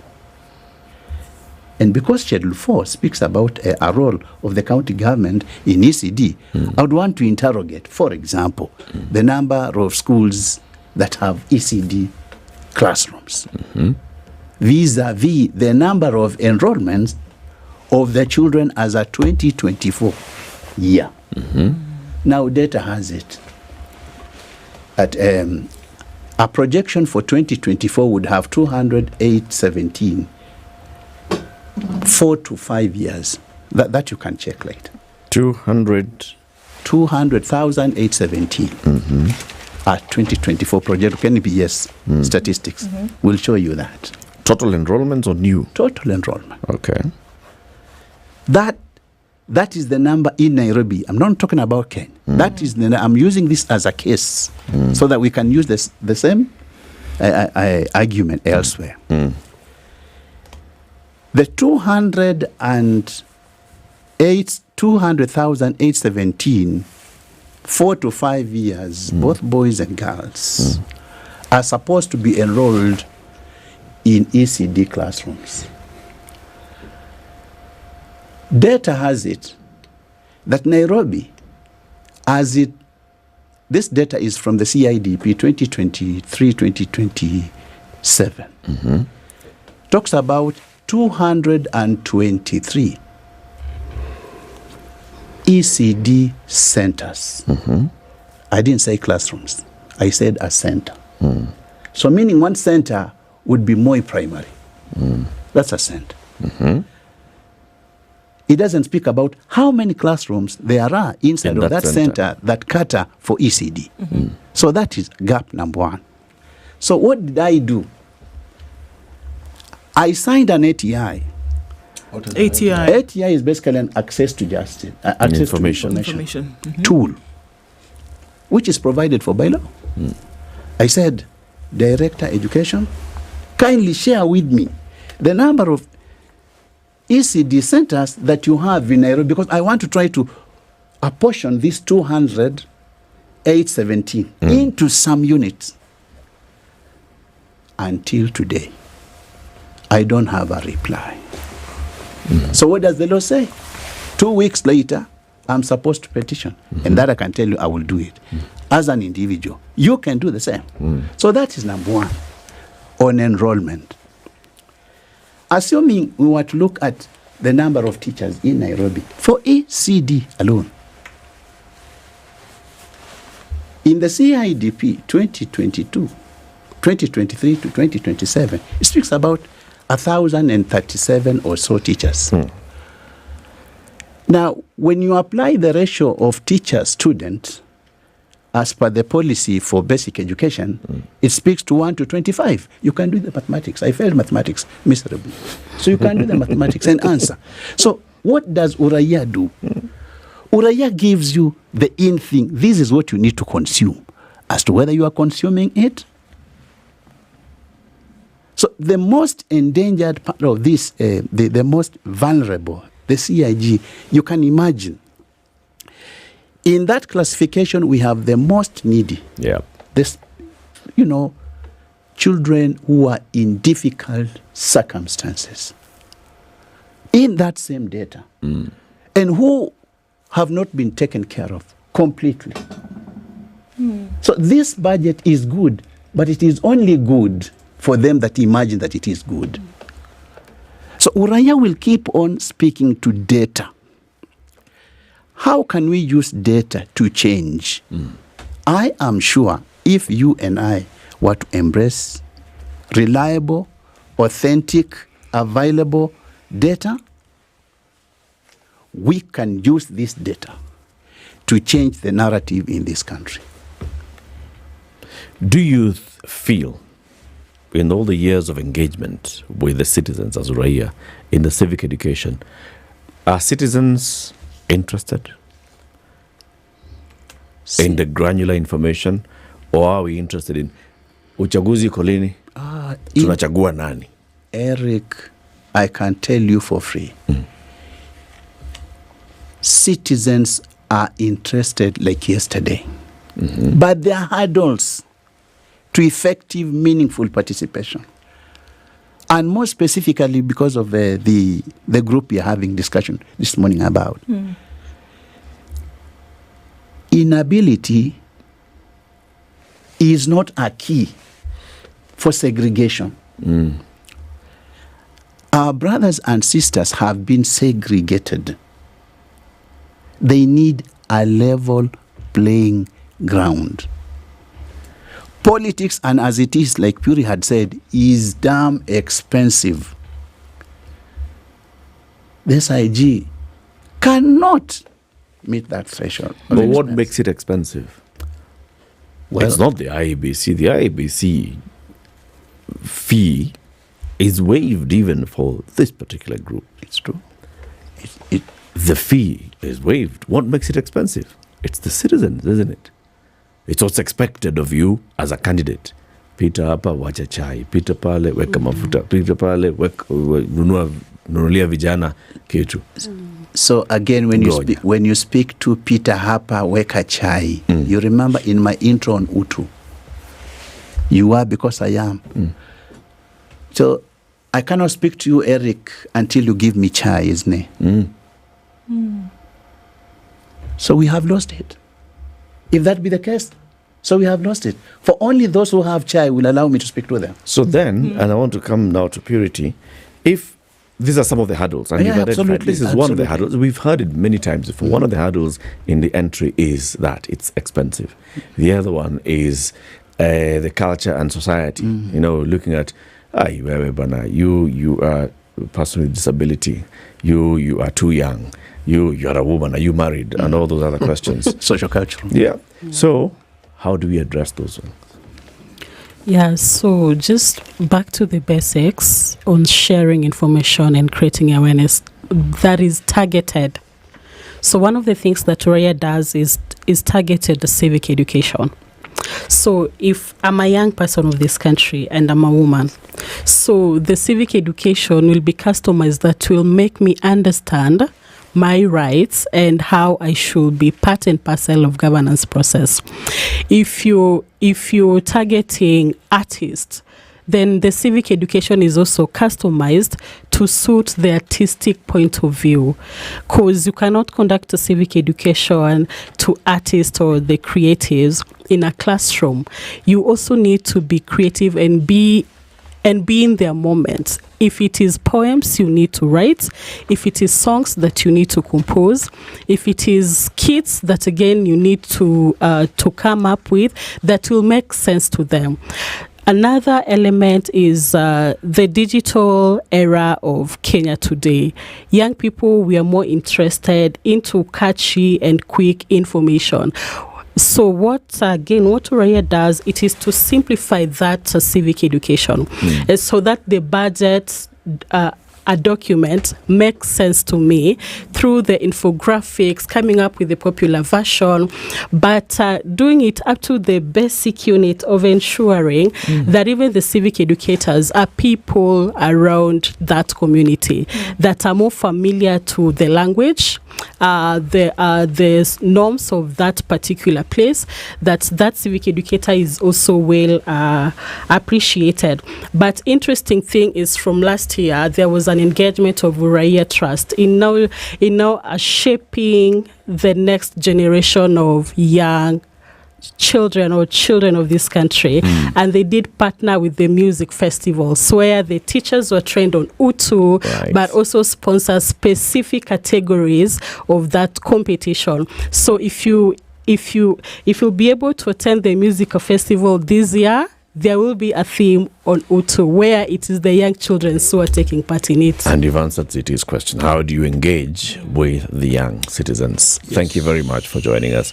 Dan Paul Andenga is a civic educator with Raia, and Purity Jabor is advocate for gender, justice and truth rights. This is the beginning of a series of conversations that we'll be having with Raia every Thursday, looking at various aspects of civic education and awareness, promoting youth, women and persons with disability and governance matters. 9 a.m. news time.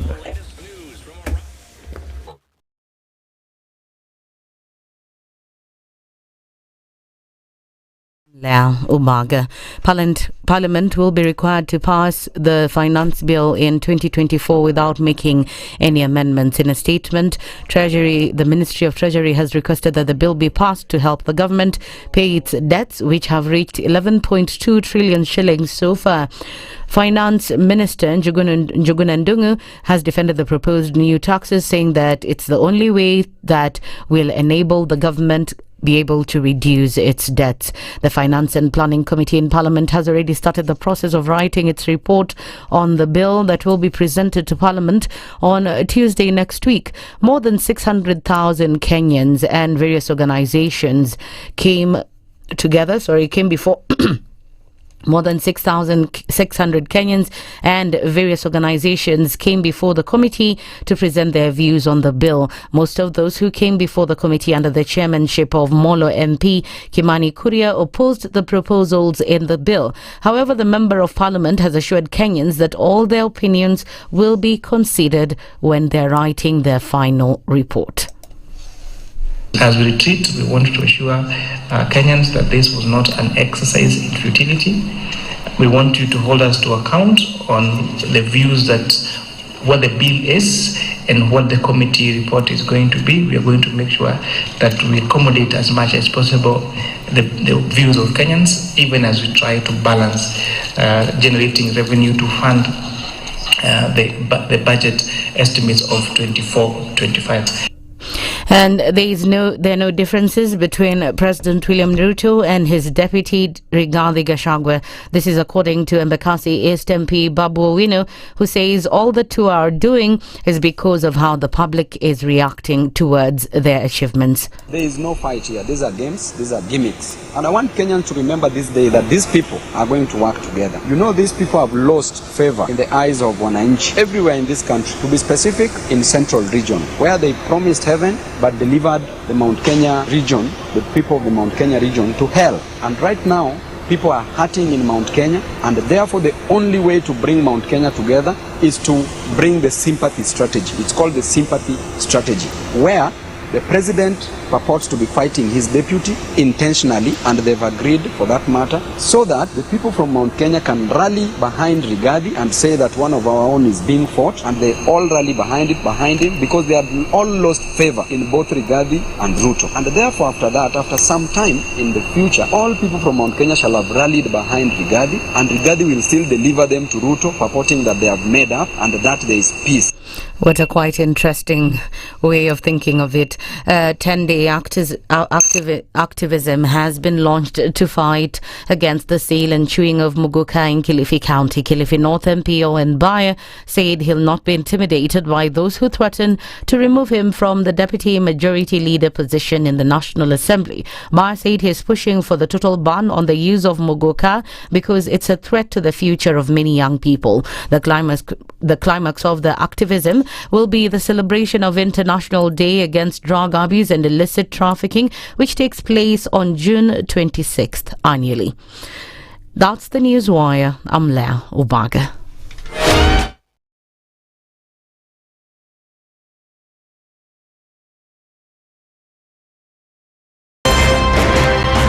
It's critical that people pay taxes. But then taxation has to have a limit. When you start overtaxing people beyond certain limit, then this is now we call robbery with violence. We are all struggling, but we don't show. If you're not doing well, shame on you. But you have to say, I'm broke and I'm struggling. We are not okay until everybody is okay. We are pretending to have political parties. Why don't we just be honest? And we say, these are the Luyas, these are the Kambas, these are the Kikuyus, and we find ourselves in Kenya. You know, with politics and leadership, no matter what you do, there will always be a complaint. There will always be the assumption that you're either stealing or you're not doing things right. As a leader, don't fear. If you know you're doing the right thing, you've thought about it, you've got an expert advice, do it, then understand later. This country, we don't need prayers. Prayers is between you and God. Good governance and thinkers who care about the country and not their stomach. That's what we need. The Situation Room, Kenya's biggest conversation. 94.4 Spice FM, Nairobi.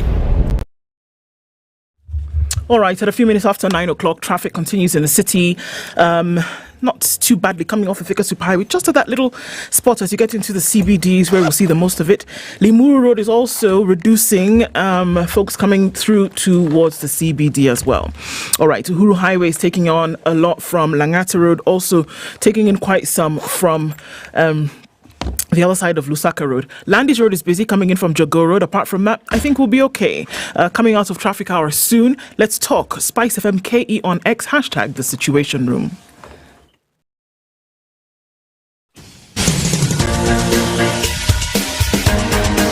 This is the Situation Room, the home of hard-hitting political commentary and penetrating insights about the state of the nation. This is a talk radio experience like no other. The Situation Room, a place for hard truths, debates, and elevated conversations. The Situation Room, witty, political, engaging, deep, controversial. In the room, we have C.T. Muga, researcher, academic, seasoned political observer, a fountain of wisdom in these politically uncertain times. Ndu Okoh, Nigerian by birth, Kenyan by choice, communications expert, Pan-Africanist, a truth seeker and believer in people power, and Eric Latiff, agent provocateur, the man in the chair, seasoned journalist, news hound, a man who believes in punching up, not down.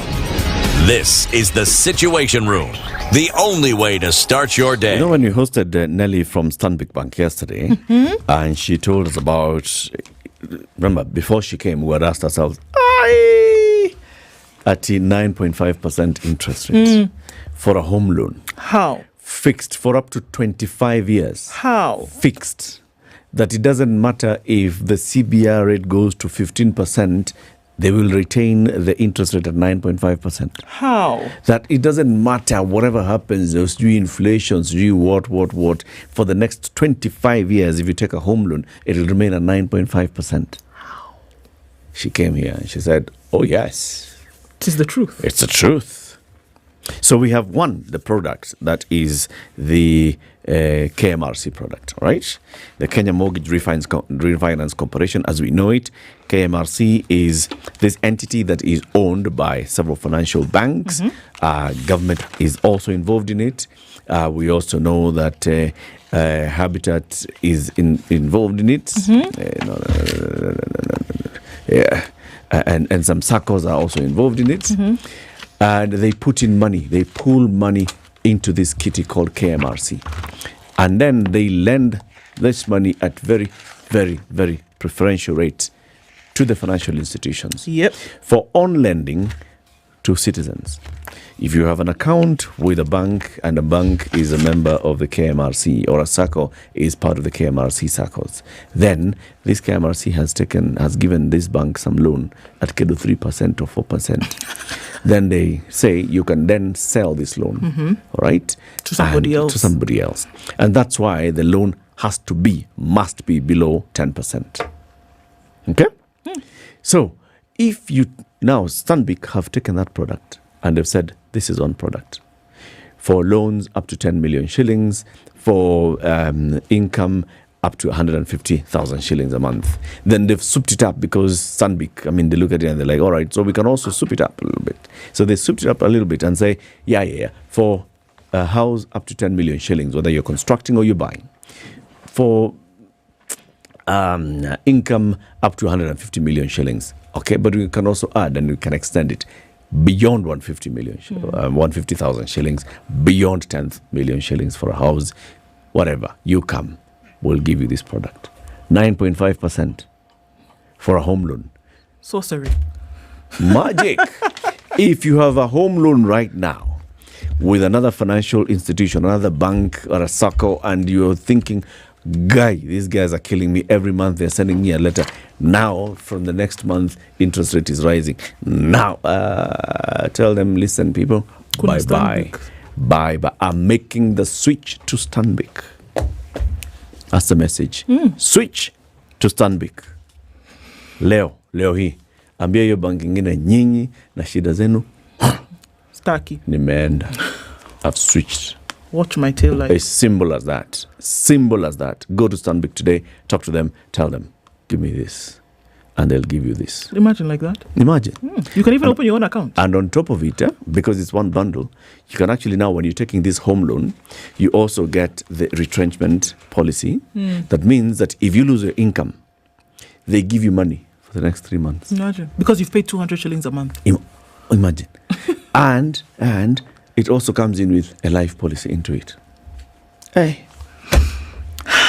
If you're not switching, switch your brain. Switch off. Wewe uko na shida. Siti. Yes. If somebody has been hearing us talking about this tax amnesty by KRA and they have not called, or they have not walked to KRA, or they have not logged onto their iTax and made the application, and they're just sitting there, what would you tell them? Wake up. Okay, very good. You know, what you owe, the debt isn't going to disappear simply because you have not communicated with the KRA. And if you don't communicate, they cannot know what problems you have and why it is you have not met your obligation. So pick yourself up and just make that call. Simple phone call. 011. Start again. 0711. Is that better? I've forgotten the 7. 0711 099 999. That's it. Voila. Let me repeat it. 0711 099 999. And tell them these are my problems. Okay? I have wanted to pay, but I've had these issues, and they'll tell you we understand. And because we understand, interest, penalties, we will waive. Principal, you have to pay. But since you've said you have problems, and that means you cannot pay us all at once, let's come up with a plan to ensure that at least you begin paying us. Because that debt isn't going to go anywhere. You have to pay it. Wallahi. But you have to get up, you have to make that call, and you have to have that conversation. Yes. Wallahi. Why don't you remind us today's proverb, City? Today's proverb, like all the other proverbs for the whole of this week, come from the Republic of Zambia. you have to look after wealth. In fact, calling KRA is part of that process. You are looking after the wealth that you have, okay? However, knowledge looks after you. And the knowledge is what we've just given you. Call KRA. When you call them, you will have a conversation which will likely help you. Yes. Very nice one. Yeah, quite. A very nice one. Now, today, the Cabinet Secretary for Treasury and National Planning, Professor Jogona Dungo, will be going to Parliament, accompanied, of course, by his Principal Secretary for Finance and Principal Secretary for Planning. He'll be accompanied by the Director of Budget at the National Treasury. He should be accompanied by the Director General of the Kenya Revenue Authority. He should, all those people. He'll be an accompanier. He will go with them to Parliament. But he alone will speak before Parliament. And he will be saying, Mr. Speaker, sir. How many times do you think he'll say that? Mr. Speaker, sir? Let's count. Oh, my God. I think that will be a fun activity for today. Cindy, Count how many times he says, Mr. Speaker, sir. I'll come and tell you tomorrow. Actually, I think I want to count the number of times that he'll forget the sir. I'll just say Mr. Speaker. By the time Mr. he gets Speaker. to some... and continue. By the time he gets to maybe the 17th one, he'll say, You you see know a what? situation where he has read and has Speaker. gotten tired, and then he says, wait, listen. Where?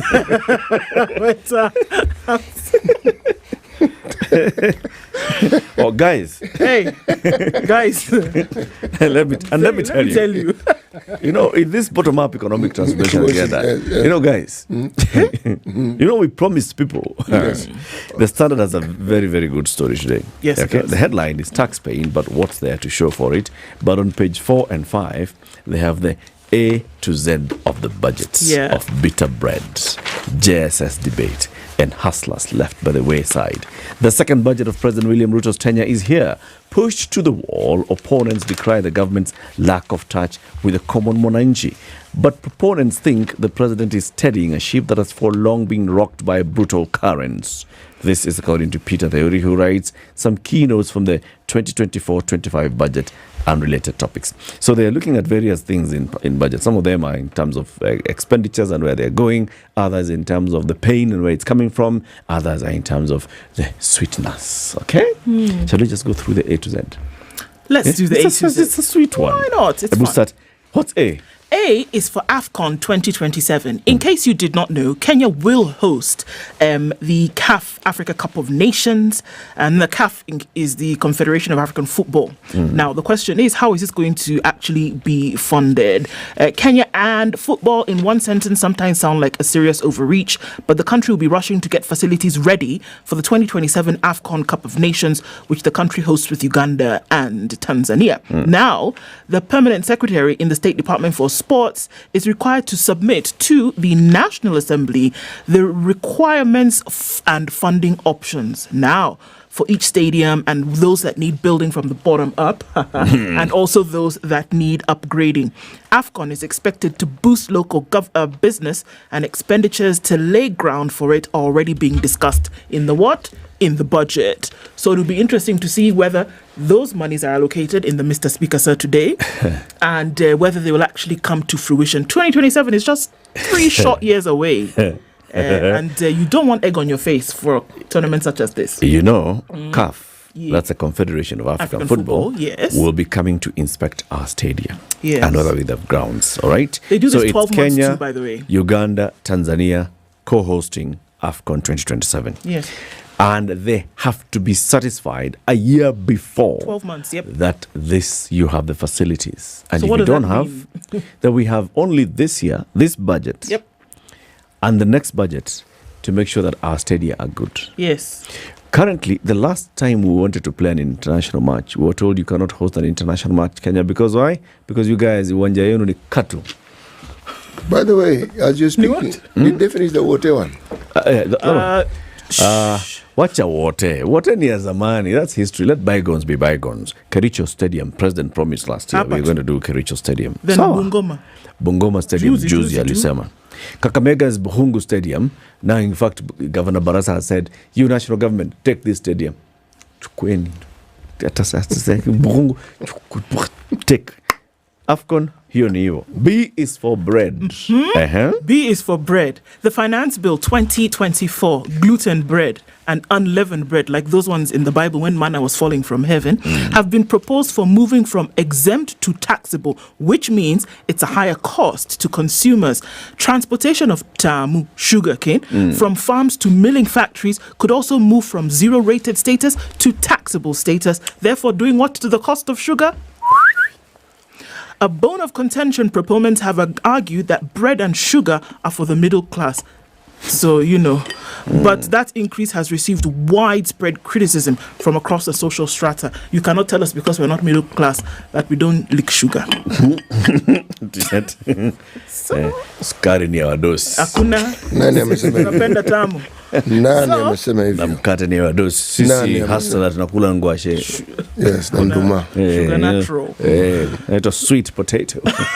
After all. We're not eating sugar. So the bread is a story, and let's see if the finance bill is actually going to roll over this and say, look, the cost of bread will actually rise. It's a proposal right now, and whether sugar is going to go from from exempt and zero rated to now inviting a tax. When they went before started Parliament, shouting about it already. It's likely that it will increase. When they went before Parliament yesterday, the officials from the National Treasury seemed to indicate that they are willing to forego. Like, VAT mkate, it's okay. It's okay.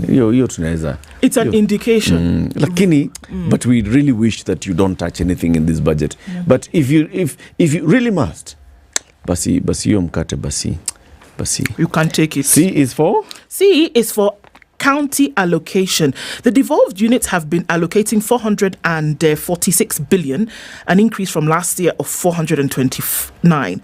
Now, for counties whose own source revenue has been on the rise, such as Muranga, the deficits will shrink even further. As per, you guys have been collecting money, so you know what?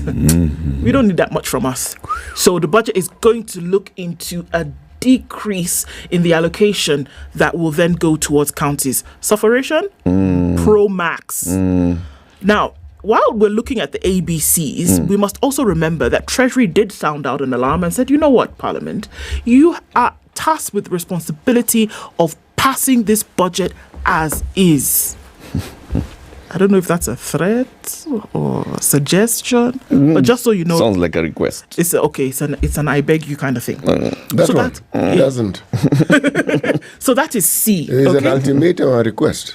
Well, C is counties. All right. Shall I go to D? Yes. D is for distraction. Yes, it is. Amid serious deliberations after the tabling of the bill by the chairperson of the Finance and National Planning Committee, one Kimani Kuria, an array of political shenanigans, often from the same political faction, have come in thick and fast, shifting discussion from the main agenda. Now, apparently, this finance bill had been on the table, and the distractions we're talking about is that other things came into play, like who is climbing the mountain, who is not climbing the mountain, who's going on a plane, climbing helicopter, and who is not, who is carrying this, who is not. Meanwhile, we have these things that who has not been paid due allowances for how many years and has not been bought Cayenne. Look. Distractions, a big thing, and those are some of the things that have reared their heads. All right. E is for expenditure. I really think this was brilliant by Peter Theory in doing this thing. E is for expenditure.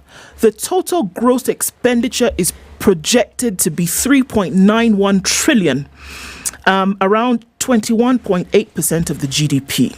In comparison, expenditure for the year before was put at 3.6 trillion.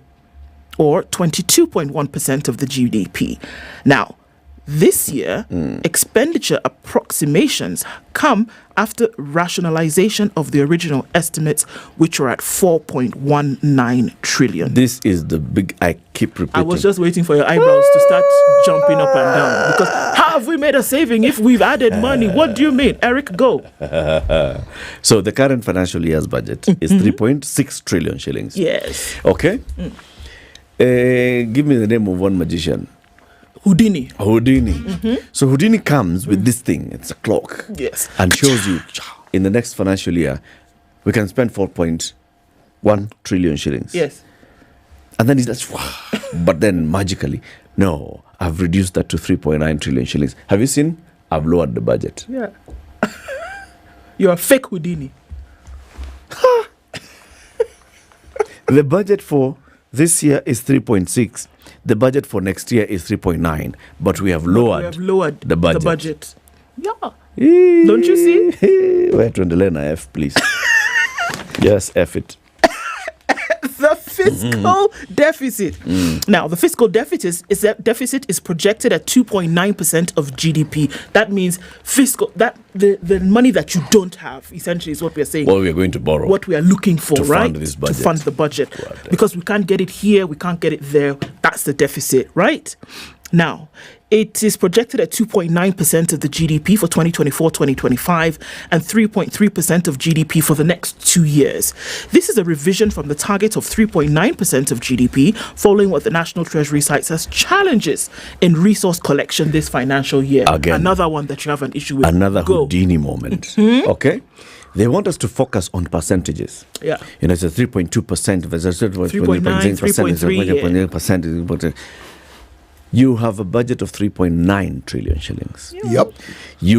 Just going by this year, you are raising 2.2 trillion shillings. Okay? Or less.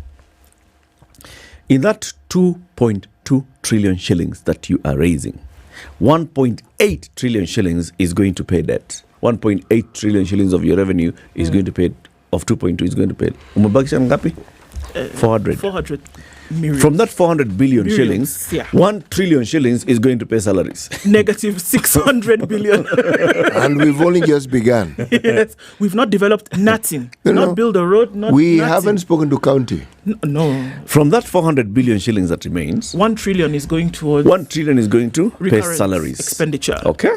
Another 400 billion shillings is going to county. Still from the 400 we already have a deficit of a trillion. Another 800 billion shillings is going to education. Oh dear. Oh yeah.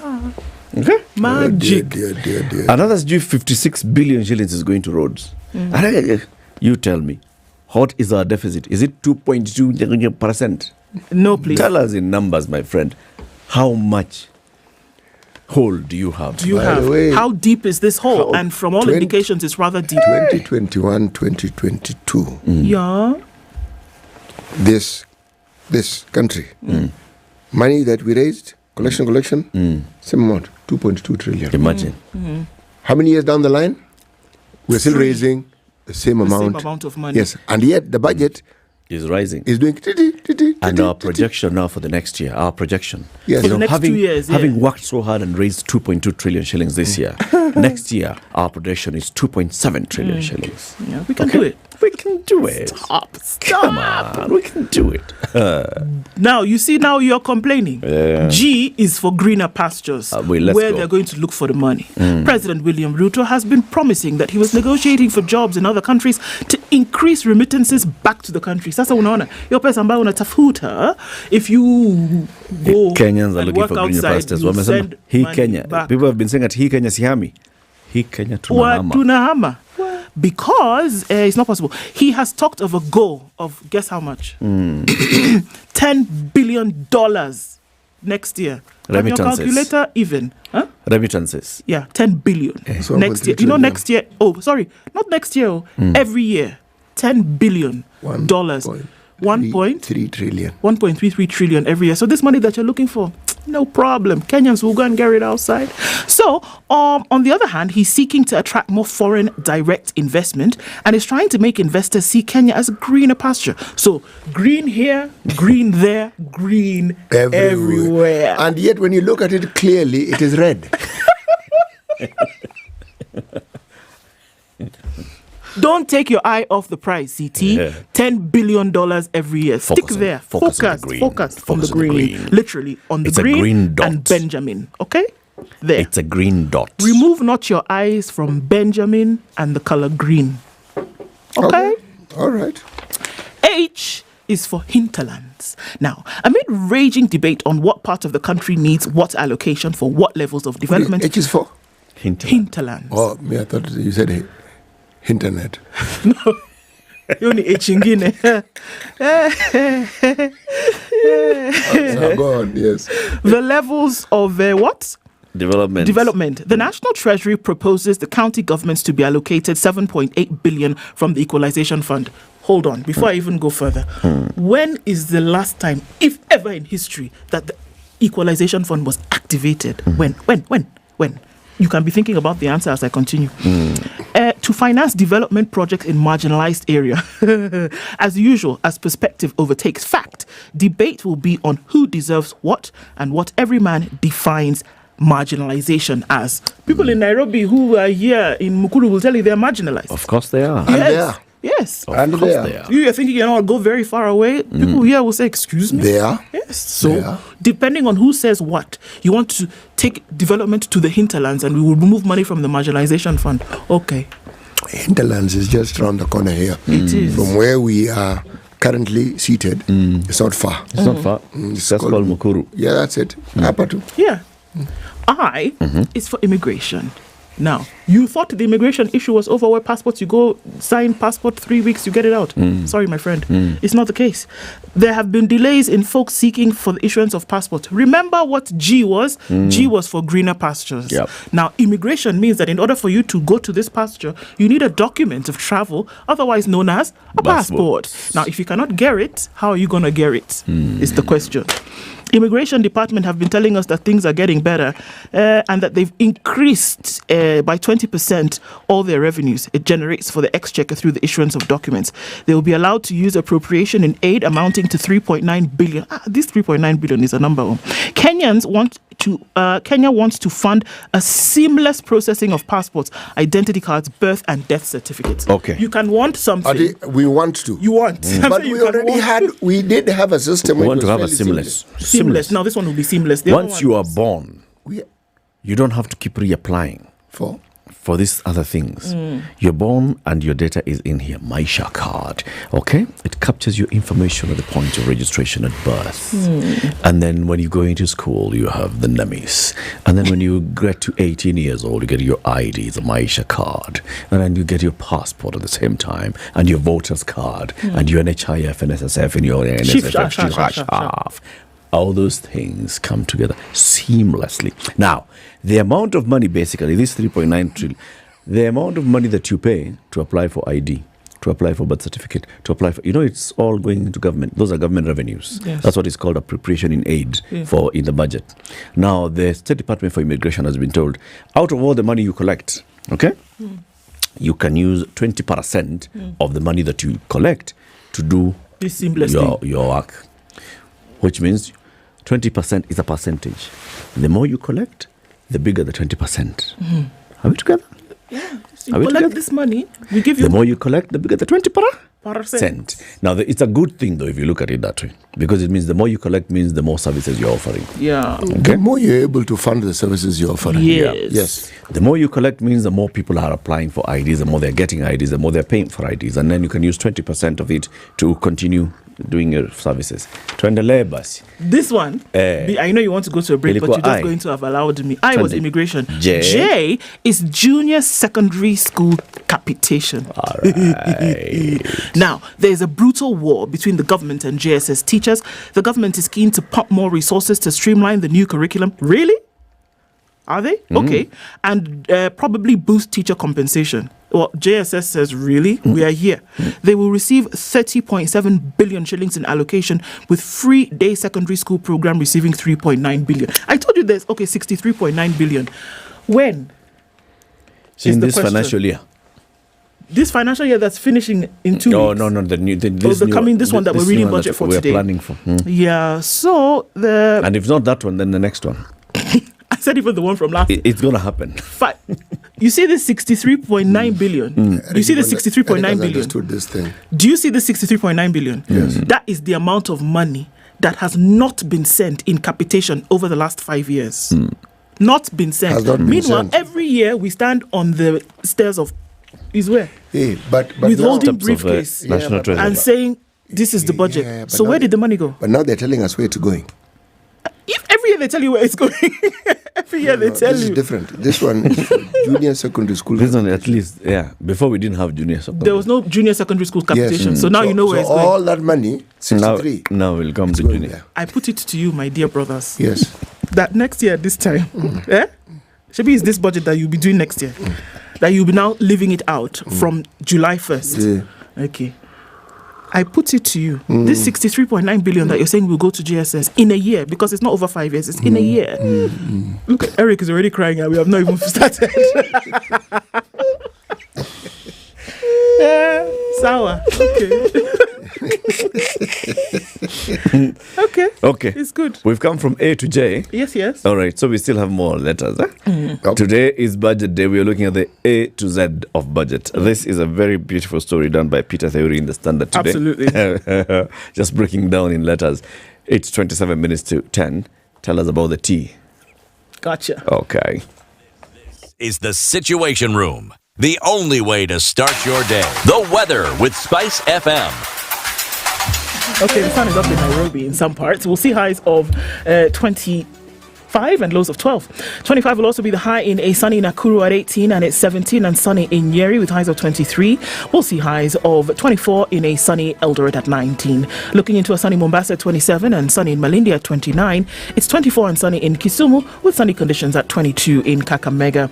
Kampala is sunny at 24, while Dar es Salaam at 25 is sunny as well. 11 degrees slightly warmer in Johannesburg, and 29 and sunny in Mogadishu with 18 and now sunny after the rain in Addis Ababa. It's sunny at 26 in Lagos and 22 and sunny in Kinshasa. Beijing at 34 is cloudy, and it's sunny at 13 in Paris with cloudy conditions at 12 in London. New York is clear at 20.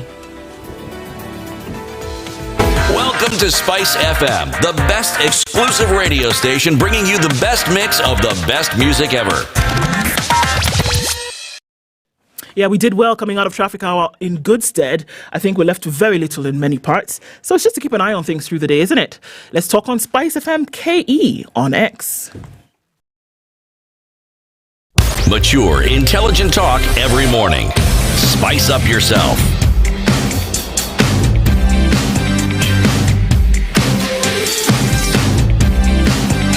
Mornings done right. 94.4 Spice FM, Nairobi. The A to Z of the budget. A for AFCON, B for bread, C for counties, D for distractions, E for expenditure, F for fiscal deficit, G for greener pastures, H for hinterland, I for immigration, J for junior secondary. K is for Kenya Kwanza. I'm telling you. Is Kenya atop of the priority list? Is the government keeping the campaign promises? Are Kenyan hustlers being treated with the dignity they are promised? What of the tax regime? The house demolitions that seem to be targeting high-density houses where the low class live? Lack of accountability by top officials and general wastefulness by the custodians of public coffers? Is it still Kenya Kwanza? Kenya Kwanza. Kenya Kwanza. Yeah. Is it? L? L is the lion's share, roar. Forget the notion that all three arms of government are equal. Some seem to be more equal than others. The budgetary allocation to the executive arm of government amounts to 2.24 trillion. Where? While the legislature gets 4.6 billion. What? I said it. 43. I'm sorry. No, wait. 2.24 trillion, while the legislature gets 43.6 billion. And the judiciary 23.6 billion. One would assume that because all of us are like this, that even when you're allocating money, all of us kind of get the same amount. Prorated. But it doesn't happen like that. The thing is, okay, I can understand the national executive. It's across the country and all those things. If you look at the legislature with its 400 and whatever members of parliament, and then you look at the executive, at the judiciary with all the court stations that's supposed to have presence across the country, who should get more money? Who should get more money? Yeah, because in this one, the legislature is getting 20 billion shillings more than the judiciary. Why? 20 billion shillings more than the judiciary. The seat of parliament is Nairobi. Okay? It is. The executive must have presence across the country for ease of access to justice. Yes. Court stations, magistrates, all the way to judges. Yes. They do. Across the country. Yes. You do not have an MP Well, you have MPs across the country. Well, yeah, but an MP... You do not have MP stations. No. Every MP has their station, and it starts that way, and it's determined that way, and that's the way it is. And plus, the little matter that they need to look into in terms of looking after the welfare of their constituents, we have something called CDF, okay, which is supposed to do that. It's already been established. It's sorted. But the needs of the citizenry, a growing citizenry, it isn't diminishing, it's growing. And so the needs are also growing with it. So then how then do you give them money that you know full well will not meet their needs? And please, let's be very clear that NGCDF is not part of the 43.6 billion shillings to the legislature. No, it's not. It is not. Okay? It isn't. Because it's a national government function. So in that executive of 2.24 trillion, NGCDF is there. Yes. The 43.6 billion shillings is for running parliament.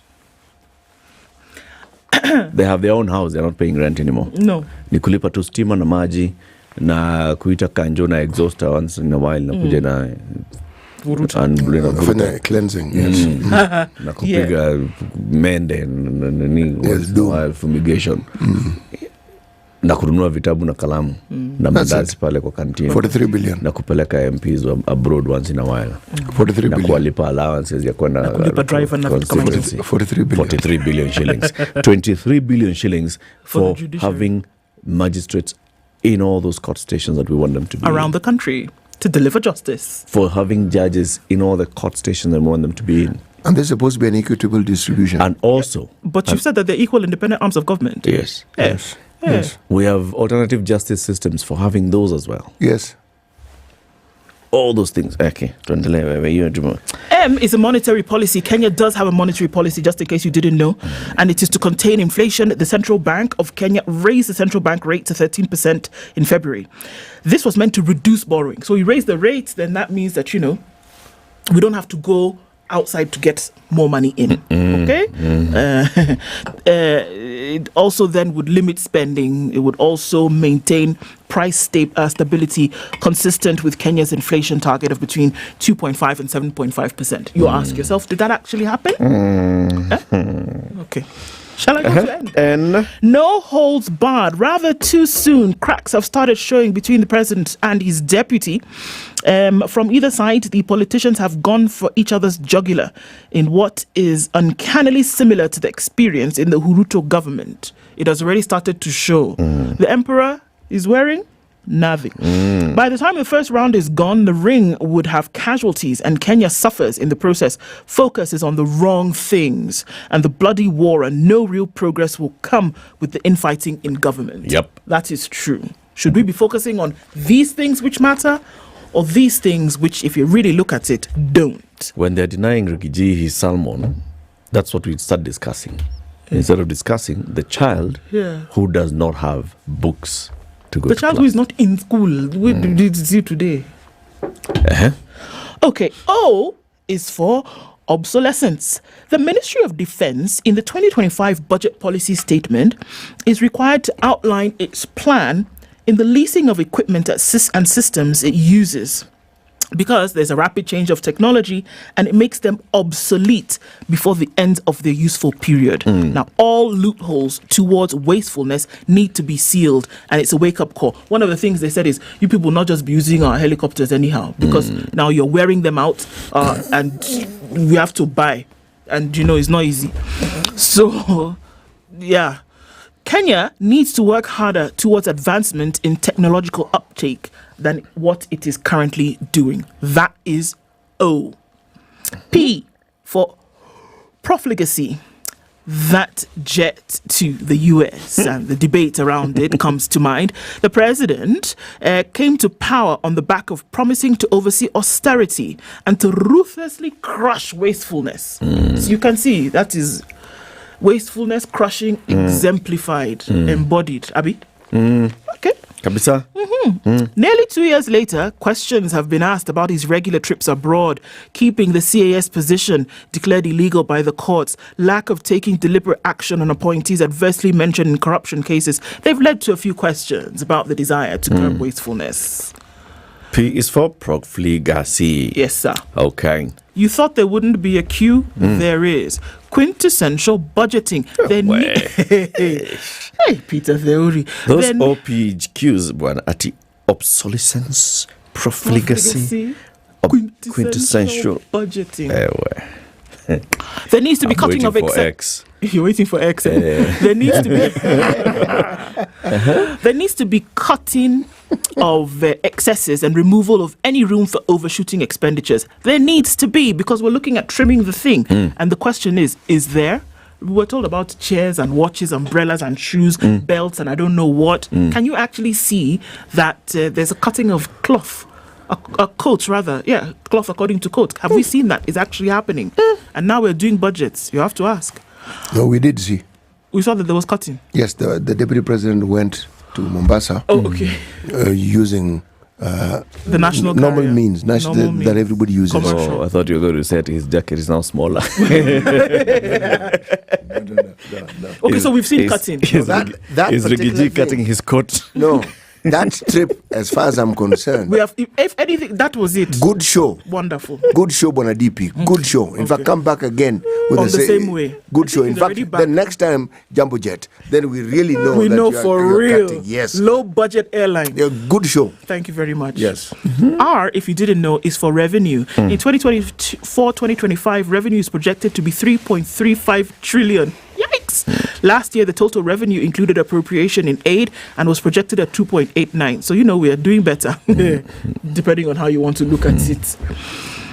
Kenya Revenue Authority keeps scanning to see possible ways to increase collection. Checking you like this. And they're saying, we found another one. We found another one. And they said, revenue, we need it. And they've told us to collect. How much did you say they collected 3 years ago? 2.2 billion. How much did they collect a year ago?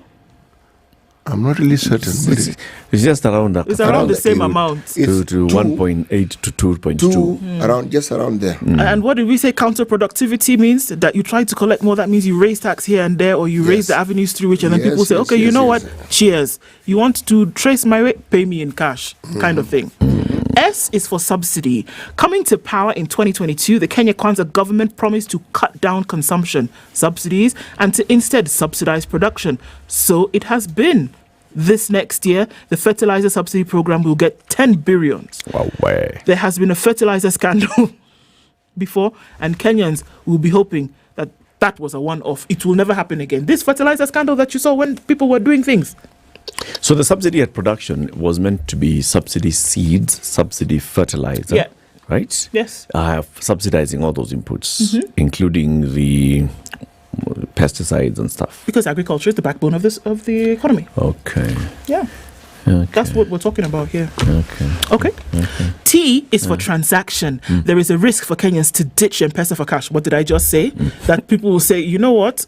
Not just but any kind of mobile transaction, because it's going to be an increase on those. So people are going to say, you know what? Let's just go back to putting cash under our mattress because this is ridiculous. After all, pesa si mingi. And what makes you think they aren't already doing it? Exactly. Put it in the socks. How much is it?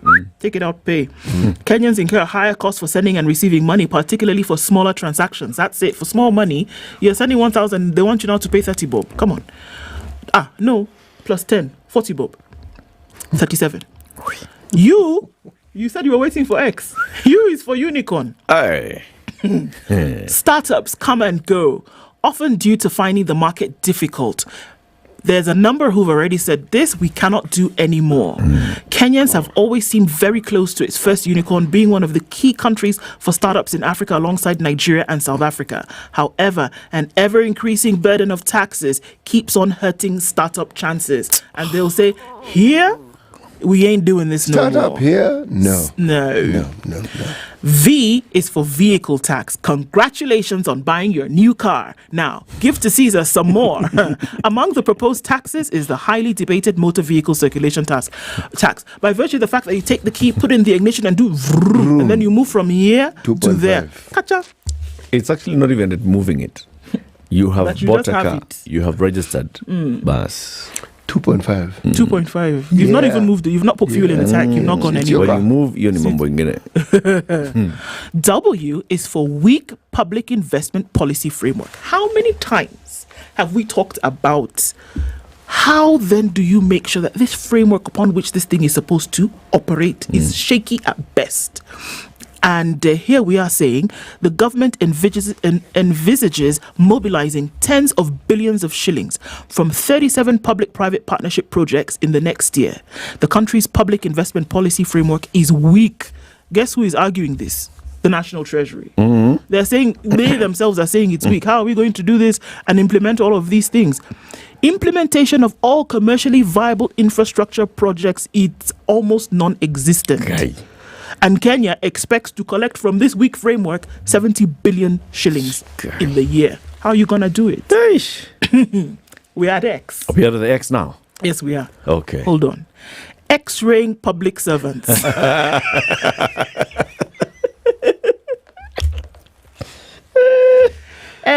Probably the third time in this article, but Ethics and Anti-Corruption Commission should look even harder into public servants' accounts to ensure there is not one coin straying into the wrong account. You cannot be earning 22,000 and then you have 15 Matatus. That's the word I was looking for. Around the country. You've tried, don't worry. And then in your account, there's some 2 million shillings ya maziwa na mboga. It's not possible. Hivyo tu. Just like that. Ama polisi wakuja kwako wakiraid kwako wanafungua nyumba hapa South Sea wanapata there's some $2 million. It's just hanging. Just hanging around. Or like in Nigeria, there's fan blowing the money downstairs. No, come on. You need to X-ray your people. That's where X is. X-ray them and make sure that money is not what? It's not rust. You're rust. No. Why? I'm telling you why it's even better than X. For yoke of punitive taxes. Kenyans are carrying the yoke. You see those two oxen that pull that thing heavy looking like they're tired? Kenyans are that pair of oxen. As views came in following the call for the public to participate on the finance bill, one thing was clear. Individuals and organizations all decried the increase in taxes. Businesses threatened to close. Some have already closed. Manufacturers fear they might be pushed out of business. They've already told us, how are we going to survive? If people don't buy our product, what are we going to do? The message has been clear for some time, and the regime should consider alternative ways of financing the operations, not this tax that you people are talking about. Z or Z, zoned out. The phrase "kwa ground mambo ni different" became so commonplace it no longer seemed to carry the weight it seemed to when it was newly manufactured. But analysts are warning government, which rose to power on a manifesto promising to keep in touch with the common man. This could face the wrath of a people whose plight it has forgotten. Promises on the campaign trail have not been kept, and it has started to appear like the government has lost touch with the ground. They are essentially zoned out. Well done, Peter. I think the Z is just the Z just caps it nicely. Drops mic. Well, if the government has zoned out, so has the citizenry. Yeah. You over there, us over here. Even the citizenry are zoned out. In a sense, we have. Explain. You see, when you keep hearing promises, and there is very little to indicate that those promises are being fulfilled. And then reality dawns on you that your life is actually becoming more difficult. Yeah. And yet everything was based on what? The promise that your life will become better. Okay? There's no COVID here. So you're not going to blame COVID. All right? This is just how we have managed, or those we've delegated power to, have managed the resources at their disposal. So when I say zoned out, it's this. We keep talking about the citizens taking their rightful place in ensuring that those whom they have delegated powers to do what they're supposed to do. When they just talk and they do nothing, they've zoned out. Aki. At that point where we're just like, we're all zombies. Okay. Oh, no. You should. Then that's it. Because after this, you see, there's now a lot of reaction to the proposed taxation measures, right? Yes. If Parliament were to vote today and they pass it, and tonight, the President signs it into law, and tomorrow it becomes law, there's no more debate. Debate is, yes. Yeah. It just ends. What are you going to do, man? So are we going to... You'll hear Kenyans will actually keep quiet. When this thing is passed, Wait until 2027. Wait. They will see. We'll give them the gift of sight. It comes and it goes. Yep. But we are facing a situation here where, again, that moment of facing the truth and confronting our truths is important. It's absolutely important. It's important. Where we are at right now, a 13 trillion shilling GDP with an 11 trillion shilling debt. And you're looking at where that 11 trillion shilling has been spent, and you cannot really account for it shilling for shilling, 11 trillion shillings in debt. And that is why our budget is this high, because we are looking at repaying 2 trillion shillings in debt in the next financial year.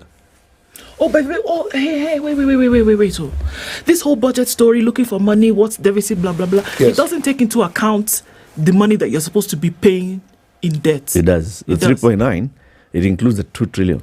That is 2 trillion. Okay, that's why it's ballooning. That's why it's going up like this. Yes. And we have to justify it by saying, so because we need to repay all this money, that's why we have to. And you see, the only way you repay, according to the Constitution and the Public Finance Management, is from the revenue that you collect from the people. So everything you hear is an attempt to do the impossible. To do this, we are collecting so that we can pay money. We do not know where that money went. Right. The problem is that we don't know where the money went, and you're actually paying a debt which should only have been taken for development. Yep. But you cannot see that development. You can't see it anywhere. And now, because of this increased attempt at taxation, it's going to affect the productivity of the country. You produce less, you collect less, you're caught up. And the vicious cycle now has a downward spiraling effect. Very big one. Yes. So, in fact, instead of raising more, the likelihood is you'll raise less. You see, many things then come into play with what we have here. If there is talk and there's the actualization of industry shutting down, people being laid off, and you see it, you read about it, what then happens is this. There are people who will, even when it comes to declaring, because we're supposed to declare what we've earned, people will under-declare. Then there are people who will ensure that beyond under-declaring, they simply do not do what they're supposed to do. The moment people hoard money, there is limited circulation. The moment there's limited circulation, this thing you call development will not happen. It won't happen. And remember, we already have a problem. We are in a situation where government has borrowed from banking institutions, isn't it? So that has also limited money that these institutions can actually lend you. Okay? Now, imagine the citizenry also now decide, even them, they're not spending money. They've decided they're not spending money because they're spending money is very useful. They don't know what's going to happen tomorrow. So they're not taking chances. Imagine. So maybe it's about time we all as a country actually just faced our truth. We are facing our truth is we are said to be owing people 11 trillion shillings, which we're paying over time. Many of them, a huge percentage of these 11 trillion shillings is commercial loan, is short-term loan, is money that's actually coming into fruition in the next couple of years. Even the Eurobond that we refinanced, we need to be repaying it in about 6 years' time. See, the conversation, Eric, that I believe we ought to have is a conversation that Jimo and Jegi introduced here. Yep. The odious debt. Yep. What exactly are we paying for? Yep. Before we pay for it, can you tell us, show us, indicate, give us evidence where it went to? If it actually did go to if it went in the direction, the purpose for which it was intended, then it's something we'll pay for. If not, why should we pay for it? Yeah. Now, this isn't agitation. This is just speaking fact. Why is a country being burdened by debts that they did not incur? We did not incur. We didn't give the authority for those debts to have been accumulated in the first place. We did not. And yet they were accumulated, and now the chickens have proverbially come home to roost. And we're digging ourselves deeper into this. Deeper and deeper. Because as you look at this huge deficit in revenue raising, we are basically saying that we are going to borrow more, right? So you're saying in the next financial year, it's likely that the government is going to borrow over 1 trillion shillings. Yes. Okay? Yes.